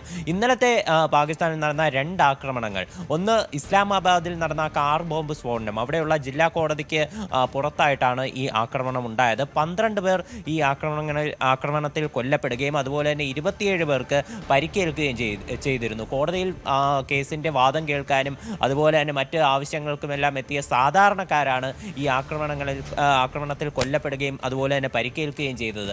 അതുപോലെ തന്നെ ആർമിയുടെ നിയന്ത്രണത്തിലുള്ള ഒരു കേഡറ്റ് കോളേജിലാണ് വാനയിൽ വെച്ച് ഒരു ആക്രമണം ഉണ്ടായത്. അത് അഫ്ഗാനിസ്ഥാൻ അതിർത്തിയിലാണ്. അവിടെ നടന്ന ആക്രമണത്തിൽ അവിടെയും ഇതുപോലെ സമാനമായിട്ടുള്ള രീതിയിൽ ഒരു കാർ ബോംബ് സ്ഫോടനത്തിനും ഈ ഭീകരവാദികൾ പദ്ധതിയിട്ടിരുന്നതായിട്ടാണ് വിവരം. അപ്പോൾ ഈ ഒരു ആക്രമണം എന്നാൽ ആർമി ഇടപെട്ട് തടയുകയായിരുന്നു. പാകിസ്ഥാൻ ആർമി ഇവിടെ ഉള്ള കുറച്ച് ഭീകരരെ കസ്റ്റഡിയിൽ എടുക്കുകയും ചെയ്തിട്ടുണ്ട്. ഇവിടെ പിടിയിലായ ഭീകരർ തെഹ്രീക്ക് താലിബാൻ പ്രവർത്തകരാണെന്ന് സ്ഥിരീകരിച്ചു കഴിഞ്ഞു. അതുപോലെ തന്നെ ഇസ്ലാമാബാദിൽ നടന്ന കാർ ബോംബ് സ്ഫോടനം ഇതിന്റെ ഉത്തരവാദിത്തം തെഹ്രീക്ക് താലിബാൻ നേരത്തെ തന്നെ ഇന്നലെ ആദ്യം തന്നെ ഏറ്റെടുത്തു. അപ്പോൾ ഈ 2 ആക്രമണങ്ങൾക്ക് പിന്നിലും തെഹ്രീക്ക് താലിബാൻ ആണെന്ന് വ്യക്തമായിട്ടും അതിൽ ഇന്ത്യക്ക് മേൽ പഴിചാരുന്നൊരു രീതിയാണ് ഇന്നലെ ഷഹബാസ് ഷെരീഫ് സ്വീകരിച്ചിരുന്നത്. ഇതിനാണ് ഇന്ത്യ ചുട്ട മറുപടി ഇപ്പോൾ ഇന്ത്യയുടെ വിദേശകാര്യ മന്ത്രാലയം തന്നെ നൽകിയിരിക്കുന്നത്. പാകിസ്ഥാൻ അവരുടെ രാജ്യത്ത് നടക്കുന്ന ആക്രമണങ്ങളിൽ നിന്ന് അന്താരാഷ്ട്ര സമൂഹത്തിൻ്റെ ശ്രദ്ധ തിരിക്കാൻ വേണ്ടിയിട്ട് നടത്തുന്ന തന്ത്രമാണ് ഇതെന്നാണ് അദ്ദേഹം ഇപ്പോൾ ഇന്ത്യയുടെ വിദേശകാര്യ മന്ത്രാലയം മറുപടി നൽകിയത്. രാജ്യത്തുള്ള പൗരന്മാരെ തെറ്റിദ്ധരിപ്പിക്കാൻ വേണ്ടി നടത്തുന്ന പതിവ് നാടകമാണിതെന്നും വിദേശകാര്യ മന്ത്രാലയം പുറത്തിറക്കിയ പ്രസ്താവനയിൽ പറയുന്നുണ്ട്. അതുപോലെ തന്നെ അന്താരാഷ്ട്ര സമൂഹത്തിനെ തെറ്റിദ്ധരിപ്പിക്കാൻ അല്ലെങ്കിൽ വഴിതിരിച്ചു വിടാൻ എന്തെല്ലാം ശ്രമങ്ങൾ പാകിസ്ഥാൻ നടത്തുന്നോ അതൊന്നും വിജയിക്കില്ല എന്നും വിദേശകാര്യ മന്ത്രാലയം ഈ പ്രസ്താവനയിൽ കൂട്ടിച്ചേർക്കുന്നുണ്ട്. ഇന്നലെ നടന്ന 2 സ്ഫോടനങ്ങളിലും അത് തെഹ്രീക്ക് താലിബാൻ ആണ് ഈ ഉത്തരവാദിത്തം ഏറ്റെടുത്ത് രംഗത്തെത്തിയിട്ടുള്ളത്. അപ്പോൾ ഈ ഒരു പാകിസ്ഥാൻ അഫ്ഗാനിസ്ഥാൻ സംഘർഷം ഏറെ നാളായി നിലനിന്നിരുന്ന ഒന്നാണ്. ഇപ്പോൾ സമാധാന കരാർ, അവിടെ വെടിനിർത്തൽ കരാർ ഉൾപ്പെടെ ഇപ്പോൾ നിലവിൽ അത് എക്സ്റ്റെൻഡ് ചെയ്തിരുന്നു. അതിനിടയിലാണ് ഈ ഒരു 2 ആക്രമണങ്ങൾ അത് ഉണ്ടായത്. ഈ വാനയിൽ നടന്ന ആക്രമണത്തിൽ ആരും കൊല്ലപ്പെട്ടിട്ടില്ല എന്നാണ് വിവരം. എന്നാൽ ഇസ്ലാമാബാദിൽ 12 പേരുടെ ജീവൻ നഷ്ടപ്പെടുകയുണ്ടായി. അതിനുശേഷം ഇവർക്ക് അനുശോചനം രേഖപ്പെടുത്തിക്കൊണ്ട് ഷഹബാസ് ഷെരീഫ് പ്രതികരിച്ചപ്പോഴാണ് അദ്ദേഹം ഇന്ത്യയെ പഴിചാരിക്കൊണ്ട് രംഗത്തെത്തിയത്. അത് തീർച്ചയായിട്ടും പാകിസ്ഥാനിലെ ഒരു രാഷ്ട്രീയ തന്ത്രം കൂടിയാണ്. ഇന്ത്യയെ പഴിചാരിയാൽ അവർക്ക് രാഷ്ട്രീയക്കാർക്ക് കൂടുതൽ പിന്തുണ ലഭിക്കും എന്നുള്ള ഒരു തോന്നലിൽ നിന്നുണ്ടാകുന്ന ഒരു മാനസിക പ്രശ്നം തന്നെയാണ്. ഇതിനു മുൻപും പല നേതാക്കളും ഇതേ തന്ത്രം തന്നെ അവിടെ നടന്ന പല ആക്രമണങ്ങളിലും ആഭ്യന്തര പ്രശ്നങ്ങളിലും ഉന്നയിച്ചിരുന്നു. ഇവരുടെ പ്രധാന ആരോപണം ഇപ്പോൾ ഇന്ത്യയും അഫ്ഗാനിസ്ഥാനും തമ്മിൽ ഒരു പുതിയ രീതിയിൽ നയതന്ത്ര ബന്ധങ്ങളെല്ലാം തുടങ്ങിയിരുന്നു. താലിബാൻ നേതാക്കൾ ഇന്ത്യയിലെത്തിയിരുന്നു. അപ്പോൾ ആ ഒരു ബന്ധങ്ങൾ ഇത് തന്നെയാണ് പാകിസ്ഥാനെ കൂടുതൽ അലോസരപ്പെടുത്തുന്നതും അത് തന്നെയാണ് ഈ ആക്രമണങ്ങൾക്ക് ഫണ്ട് ചെയ്യുന്നത് ഇന്ത്യയാണ് എന്നുള്ള ഒരു രീതിയിലുള്ള ആരോപണം നടത്താനുള്ള പ്രധാന കാരണം. ഇന്ത്യയുടെ സ്റ്റേറ്റ് സ്പോൺസേർഡ് ടെററിസം എന്നാണ് ഷഹബാസ് ഷെരീഫ് ഇന്നലെ പറഞ്ഞത്. എന്നാൽ തീർച്ചയായിട്ടും അടിസ്ഥാനരഹിതമായിട്ടുള്ള ഒരു ആരോപണം തന്നെയാണ്. പാകിസ്ഥാനിലുള്ള തെഹ്രീക്ക് താലിബാനാണ് ഈ ആക്രമണങ്ങൾ നടത്തുന്നത്. അത് അഫ്ഗാനിസ്ഥാനിലുള്ള താലിബാൻ്റെ ഒരു സബ് വിഭാഗമാണെങ്കിലും ഇത് പാകിസ്ഥാൻ കേന്ദ്രീകരിച്ച് പ്രവർത്തിക്കുന്നതാണ്. ഇത് പാകിസ്ഥാനും അഫ്ഗാനിസ്ഥാനും തമ്മിലുള്ള ചില പ്രശ്നങ്ങളാണ്. അതിൽ ഇന്ത്യക്ക് യാതൊരു വിധ പങ്കുമില്ല. ഇതിനെ മധ്യസ്ഥത വഹിച്ചതും അറേബ്യൻ രാജ്യങ്ങളാണ്. ഇന്ത്യ ആ വിഷയത്തിൽ ഇടപെട്ടിട്ടില്ല എന്നതും ശ്രദ്ധേയമാണ്. അപ്പോൾ അതിനിടയിലാണ് വിഷയത്തിൽ പൂർണ്ണമായിട്ടും മൗനം തുടരുന്ന ഇന്ത്യയെ വലിച്ചിഴച്ചുകൊണ്ട് തങ്ങളുടെ ഒരു നയതന്ത്ര ബന്ധത്തിലുള്ള ഒരു പ്രശ്നവും അതുപോലെ തന്നെ തങ്ങൾ അഫ്ഗാനിസ്ഥാനുമായിട്ട് ഒപ്പിട്ട ഈ സമാധാന കരാർ വെടിനിർത്തൽ അത് പാലിക്കാൻ സാധിക്കാത്തതിലുള്ള ഒരു ഫ്രസ്ട്രേഷനും അതെല്ലാം തീർക്കുകയായിരുന്നു പാകിസ്ഥാൻ ഇന്നലത്തെ പ്രസ്താവനയിലൂടെ. യാതൊരു തെളിവുമില്ലാതെയാണ് ഇന്ത്യയുടെ പങ്കിനെ പറ്റി ഷഹബാസ് ഷെരീഫ് പറഞ്ഞത്. ഈയൊരു വാദമാണ് നിലവിൽ ഇന്ത്യയുടെ വിദേശകാര്യ മന്ത്രാലയം പൊളിച്ചടുക്കിയിരിക്കുന്നത്. ശരി, അജയ് സുധാ ബിജുവാണ് കൂടുതൽ വിവരങ്ങൾ നൽകിയത്. ഇനി ശബരിമല വാർത്തയിലേക്കാണ് നമ്മൾ പോകുന്നത്. ശബരിമല സ്വർണ്ണക്കൊള്ളയിൽ അന്വേഷണം ദേവസ്വം ഉന്നതരിലേക്ക് നീങ്ങുന്നുവെന്നുള്ള വിവരങ്ങളാണ് പുറത്തുവരുന്നത്. കോടതി റിമാൻഡ് ചെയ്ത മുൻ ദേവസ്വം കമ്മീഷണർ എൻ വാസുവിനായി SIT ഉടൻ കസ്റ്റഡി അപേക്ഷ നൽകും. വാസുവിനെ കസ്റ്റഡിയിൽ വാങ്ങി വിശദമായി ചോദ്യം ചെയ്യാനാണ് SITയുടെ നീക്കം. മുൻ ദേവസ്വം എക്സിക്യൂട്ടീവ് ഓഫീസർ സുധീഷ് കുമാറിന്റെ കസ്റ്റഡി കാലാവധി ഇന്ന് അവസാനിക്കും. സുധീഷിനെ അന്വേഷണ സംഘം പത്തനംതിട്ട കോടതിയിൽ ഹാജരാക്കും. ഹൈക്കോടതിയിൽ അടുത്ത ഇടക്കാല റിപ്പോർട്ട് സമർപ്പിക്കും മുൻപ് പ്രതികളെ ഒരുമിച്ചിരുത്തി ചോദ്യം ചെയ്യാനും അന്വേഷണ സംഘം നീക്കം നടത്തുന്നുണ്ട്. 2019 തിരുവിതാംകൂർ ദേവസ്വം ബോർഡ് പ്രസിഡന്റായിരുന്ന പത്മകുമാറിനെയും വൈകാതെ ചോദ്യം ചെയ്യുമെന്നാണ് സൂചന. ശബരിമല സ്വർണ്ണക്കൊള്ളയിൽ ദേവസ്വം മന്ത്രിയുടെ രാജി ആവശ്യപ്പെട്ട് KPCC ആഹ്വാനം ചെയ്ത സെക്രട്ടേറിയറ്റ് മാർച്ചും ധർണയും ഇന്ന് രാവിലെ 11 മണിക്ക് ആശാൻ സ്ക്വയറിൽ നിന്ന് ആരംഭിക്കുന്ന മാർച്ച് സെക്രട്ടേറിയറ്റ് നടയിൽ AICC സംഘടനാകാര്യ ജനറൽ സെക്രട്ടറി KC വേണുഗോപാൽ ഉദ്ഘാടനം ചെയ്യും. കേരളത്തിന്റെ ചുമതലയുള്ള AICC general secretary Deepa Das Munshi, KPCC അധ്യക്ഷൻ സണ്ണി ജോസഫ്, പ്രതിപക്ഷ നേതാവ് VD സതീശൻ തുടങ്ങി KPCCയുടെ ഭാരവാഹികളും പ്രവർത്തക സമിതി അംഗങ്ങളും ഉൾപ്പെടെയുള്ളവർ പ്രതിഷേധത്തിന്റെ ഭാഗമാകും. ഇനി കേരളത്തിൽ നിന്ന് ബീഹാറിലേക്ക് പോവുകയാണെങ്കിൽ ബീഹാറിൽ ഇന്നലെ തെരഞ്ഞെടുപ്പ് കഴിഞ്ഞിരിക്കുന്നു. ഇനി വോട്ടെണ്ണലാണ് ബാക്കിയുള്ളത്. ബീഹാറിൽ എക്സിറ്റ് പോൾ റിസൾട്ടുകൾ വരുമ്പോൾ പ്രതീക്ഷ അർപ്പിക്കുകയാണ് NDA. 140 മുതൽ 150 സീറ്റുകൾ വരെ നേടി NDA അധികാരത്തിൽ തുടരുമെന്നാണ് ന്യൂസ് 18 മെഗാ എക്സിറ്റ് പോൾ ഫലം പുറത്തു വരുമ്പോൾ അറിയാൻ സാധിക്കുന്നത്. 85 മുതൽ 95 സീറ്റ് വരെ മാത്രമേ മഹാസഖ്യത്തിന് നേടാനാകൂവെന്നാണ് പ്രവചനം. JDU ഏറ്റവും വലിയ ഒറ്റകക്ഷിയായി മാറും. അതേസമയം എക്സിറ്റ് പോൾ ഫലങ്ങൾ തള്ളി മഹാസഖ്യം രംഗത്തെത്തി. 67% പോളിംഗ്. ഇത് റെക്കോർഡാണ്. രാകേഷ് ഉണ്ട് കൂടുതൽ വിവരങ്ങളുമായി. രാകേഷ്, NDA തന്നെ ഭരണത്തിൽ തുടരുമെന്നുള്ള എക്സിറ്റ് പോൾ ഫലങ്ങൾ പുറത്തു വരുന്നു. എന്തൊക്കെയാണ് വിവരങ്ങൾ? അതെ അനുശ്രീ, NDAക്ക് ഭരണ തുടർച്ചയാണ് എക്സിറ്റ് പോളുകൾ നൽകുന്നത്. കാരണം 9 എക്സിറ്റ് പോളുകൾ അതെല്ലാം തന്നെ NDA വീണ്ടും ബീഹാറിൽ അധികാരത്തിൽ വരും. നിതീഷ് കുമാറിന്റെ നേതൃത്വത്തിൽ NDA അധികാരത്തിൽ വരുമെന്ന പ്രവചനമാണ് നടത്തിയിരിക്കുന്നത്. ന്യൂസ് 18 മെഗാ എക്സിറ്റ് പോളുകൾ കണക്കുകൾ നോക്കുകയാണെങ്കിൽ ഏതാണ്ട് 140 മുതൽ 150 വരെ സീറ്റുകൾ NDA സഖ്യം നേടും. അതായത് 243 ആണ് നിയമസഭയുടെ അംഗബലം. അതിൽ 140 മുതൽ 150 സീറ്റുകൾ വരെ നേടുമെന്ന് പറയുമ്പോൾ വലിയ വിജയം നേടും എന്ന് തന്നെയാണ് വ്യക്തമാക്കുന്നത്. അതിൽ തന്നെ JDU ഏറ്റവും വലിയ ഒറ്റകക്ഷിയാകും. 60 മുതൽ 70 സീറ്റുകൾ വരെ JDU നേടും എന്നാണ് പ്രവചനം. കാരണം കഴിഞ്ഞ തെരഞ്ഞെടുപ്പിൽ JDU വലിയ തിരിച്ചടി നേരിട്ടതാണ്. BJP 74 സീറ്റ് നേടിയപ്പോൾ JDU 43 സീറ്റിൽ ഒതുങ്ങി. എന്നിട്ടും നിതീഷ് കുമാർ തന്നെ മുഖ്യമന്ത്രിയാകട്ടെ എന്ന നിലപാടാണ് BJP അന്ന് കൈക്കൊണ്ടത്. പക്ഷേ ഇത്തവണ അങ്ങനെ ആയിരുന്നില്ല സാഹചര്യം. നിതീഷ് കുമാറിനെ ആദ്യം BJP പ്രഖ്യാപിക്കാൻ തയ്യാറായില്ല. ഏറ്റവും ഒടുവിൽ നിതീഷിന്റെ ജനസമിതിയൊക്കെ തന്നെ തിരിച്ചറിഞ്ഞുകൊണ്ട് തന്നെയാണ് അത്തരമൊരു പ്രഖ്യാപനത്തിലേക്ക് BJP കടന്നത്. ഏതായാലും JDU തിരിച്ചു വരും എന്ന് തന്നെയാണ് കണക്കുകൾ സൂചിപ്പിക്കുന്നത്. 60 മുതൽ 70 സീറ്റുകൾ വരെ എന്ന് പറയുമ്പോൾ ഏറ്റവും വലിയ ഒറ്റകക്ഷി എന്ന നിലയിലേക്ക് JDU മാറുകയാണ്. BJPക്ക് 65 സീറ്റാണ് പരമാവധി പറയുന്നത്. ന്യൂസ് 18 മെഗാ എക്സിറ്റ് പോൾ 55 മുതൽ 65 സീറ്റ് വരെയാണ് BJPക്ക് ലഭിക്കുക. പക്ഷെ അത് കഴിഞ്ഞ തവണത്തെ നോക്കുമ്പോൾ ആ സീറ്റുകളുടെ എണ്ണത്തിൽ കുറവുണ്ട്. പക്ഷേ BJP ഇത്തവണ JDU മത്സരിച്ച സീറ്റുകളുടെ എണ്ണത്തിലും കുറവാണ്. കാരണം LJP ആ മുന്നണിയിലേക്ക് വന്നു. അപ്പോൾ സ്വാഭാവികമായും മത്സരിച്ച സീറ്റുകളുടെ എണ്ണത്തിലും കുറവുണ്ടായിട്ടുണ്ട്. ഇന്ത്യ സഖ്യത്തിലേക്ക് വരുമ്പോൾ ഇന്ത്യ സഖ്യത്തിൽ RJDക്ക് തിരിച്ചടി ഉണ്ടാകുന്നതെന്നാണ് കണക്കുകൾ സൂചിപ്പിക്കുന്നത്. ആകെ മൊത്തം കണക്കുകൾ ഇന്ത്യ സഖ്യത്തിന് നോക്കുകയാണെങ്കിൽ ഇന്ത്യ സഖ്യം 85 മുതൽ 95 വരെ സീറ്റുകളാണ് പരമാവധി നേടുക. അത് കഴിഞ്ഞ തവണത്തെ നോക്കുമ്പോൾ ഏതാണ്ട് 15 സീറ്റുകളുടെ കുറവ് ഇന്ത്യ സഖ്യത്തിന് ഉണ്ടായിട്ടുണ്ട്. അതിൽ തന്നെ RJDക്ക് ആ തിരിച്ചടി RJDയുടെ കണക്കുകളിലും പ്രകടമാണ്. 50 മുതൽ 60 സീറ്റ് വരെയാണ് പരമാവധി RJDക്ക് നേടാൻ സാധിക്കുക. കഴിഞ്ഞ തവണ ഭരണം കിട്ടിയില്ല. പക്ഷേ നിയമസഭയിലെ ഏറ്റവും വലിയ ഒറ്റകക്ഷിയായി RJDക്ക് മാറാൻ കഴിഞ്ഞിരുന്നു. അവർ 75 സീറ്റുകൾ നേടിയിരുന്നു. പക്ഷേ ഇത്തവണ അത് 60 സീറ്റ് വരെയാണ് പരമാവധി നേടുക.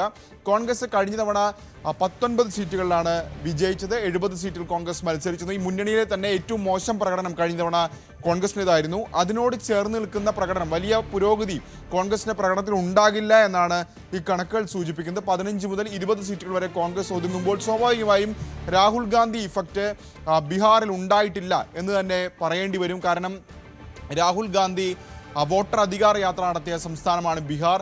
അങ്ങനെ വലിയ യാത്ര, ഏതാണ്ട് 2 ആഴ്ചയിലധികം നീണ്ടുവന്ന യാത്ര, 1300 കിലോമീറ്റർ രാഹുൽ ഗാന്ധി സഞ്ചരിച്ചതാണ്. പക്ഷേ ഈ കണക്കുകൾ സൂചിപ്പിക്കുമ്പോൾ ആ യാത്രയ്ക്ക് വലിയ സ്വാധീനമുണ്ടാക്കാൻ ബീഹാറിൽ സാധിച്ചിട്ടില്ല. കോൺഗ്രസിന് മാത്രമല്ല, മുന്നണിക്കും കോൺഗ്രസിനും വലിയ പ്രകടനത്തിലേക്ക് പോകാൻ കഴിഞ്ഞിട്ടില്ല എന്ന് തന്നെയാണ് ഈ കണക്കുകൾ സൂചിപ്പിക്കുന്നത്. ഇടത് പാർട്ടികൾ 10 മുതൽ 15 വരെ സീറ്റുകൾ നേടും എന്നാണ് ഈ കണക്കുകൾ സൂചിപ്പിക്കുന്നത്. കഴിഞ്ഞ തവണ ഇടതു പാർട്ടികളുടെ പ്രകടനം 16 സീറ്റായിരുന്നു. അത് 10 മുതൽ 15 സീറ്റ് വരെ ഇത്തവണയും നേടും എന്നുകൂടി കണക്കുകൾ സൂചിപ്പിക്കുന്നുണ്ട്.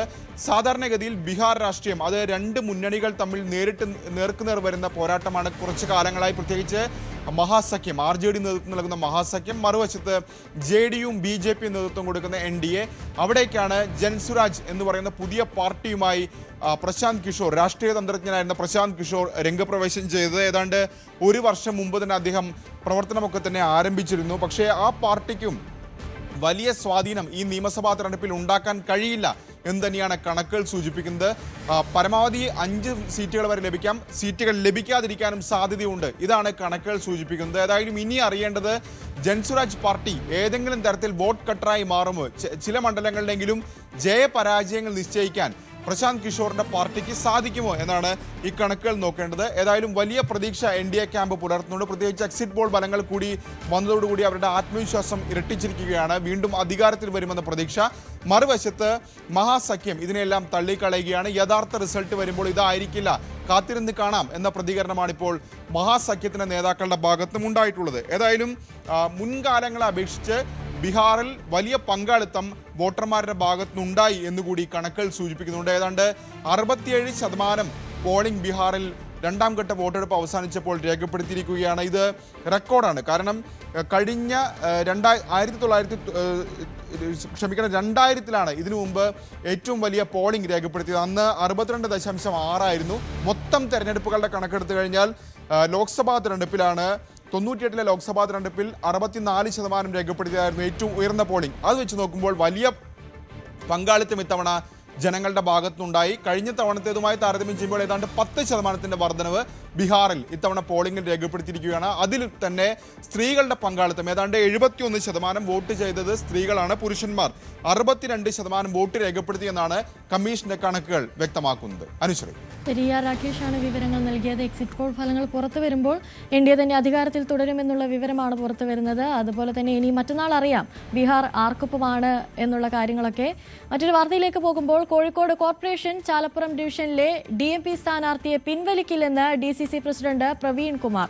മുന്നണി മര്യാദയുടെ പേരിലാണ് CMPക്ക് സീറ്റ് നൽകിയത്. മുന്നണിക്ക് നേതൃത്വം നൽകുന്ന കോൺഗ്രസിന് അത്തരം ചില വിട്ടുവീഴ്ചകൾ ചെയ്യേണ്ടി വരും. പാർട്ടി വിടുമെന്ന് പറയുന്നവർക്ക് ഉചിതമായ നടപടി സ്വീകരിക്കാം. പുഴയിലെ ഒഴുക്ക് പോലെയാണ് പാർട്ടി പോകുന്നവർക്ക് പിന്നാലെ പുതിയ ആളുകൾ പാർട്ടിയിലേക്ക് എത്തിക്കൊണ്ടേയിരിക്കും. 2 ദിവസത്തിനുള്ളിൽ മുഴുവൻ സ്ഥാനാർത്ഥികളെയും പ്രഖ്യാപിക്കുമെന്നും അദ്ദേഹം പറഞ്ഞു. കോഴിക്കോട് കോർപ്പറേഷനിലെ കോൺഗ്രസിൻ്റെ ആദ്യ പട്ടിക പുറത്തു വന്നിരിക്കുന്നു. രണ്ടാമത്തെ പട്ടികയ്ക്ക് ഇനി ദിവസങ്ങൾ മാത്രം, മണിക്കൂറുകൾ മാത്രം ബാക്കിയുള്ളൂ. DC പ്രസിഡന്റുണ്ട് നമ്മോടൊപ്പം. എങ്ങനെയുണ്ട് ജില്ലയിലെ പൊതുവെയുള്ള ഈ തെരഞ്ഞെടുപ്പുമായി ബന്ധപ്പെട്ട നടപടിക്രമങ്ങളുടെ പുരോഗതി? ഈ പുരോഗതിയെക്കുറിച്ച് ഞാൻ പറഞ്ഞു, നിങ്ങൾ കാണുന്നില്ലേ, കോഴിക്കോട്ടെ ചരിത്രത്തിൽ ആദ്യമായിട്ടല്ലേ നോട്ടിഫിക്കേഷൻ വരുമ്പോഴേക്കും സ്ഥാനാർത്ഥികളുടെ ആദ്യ പട്ടിക പുറത്തിറങ്ങുന്നത്. ബാക്കി ജില്ലാ പഞ്ചായത്തിലും കോർപ്പറേഷൻ പട്ടിക 2 ദിവസം പ്രഖ്യാപിക്കും.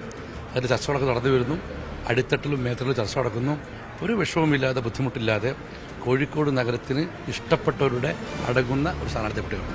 ഈ ചാലപ്പുറം വാർഡുമായി ബന്ധപ്പെട്ടാണ് ചില ഡിവിഷനിലാണ് ചില പ്രശ്നങ്ങൾ ഉണ്ടായത്. അവിടുത്തെ പ്രാദേശിക പ്രവർത്തകരുടെ ഒരു വികാരം അത് മാനിക്കുന്നുണ്ട്. ഒരു വിശാല ജനാധിപത്യ പാർട്ടിയല്ലേ, മുന്നണിയിലെ ഘടകകക്ഷികളെ എന്നും ക്യാരി ചെയ്യുന്ന പാരമ്പര്യമില്ലേ കോൺഗ്രസ് ഉള്ളത്. അങ്ങനെ ക്യാരി ചെയ്യുമ്പോൾ ചെറിയ പ്രശ്നങ്ങൾ സ്വാഭാവികമാണ്. അതൊക്കെ താനേ തീർന്നുകൊള്ളും. ഈ ഇത്തവണ എല്ലാ തീരുമാനങ്ങളും എടുത്തത് അടിത്തട്ടിലും മേത്തട്ടിലും ചർച്ച ചെയ്തിട്ടാണ്.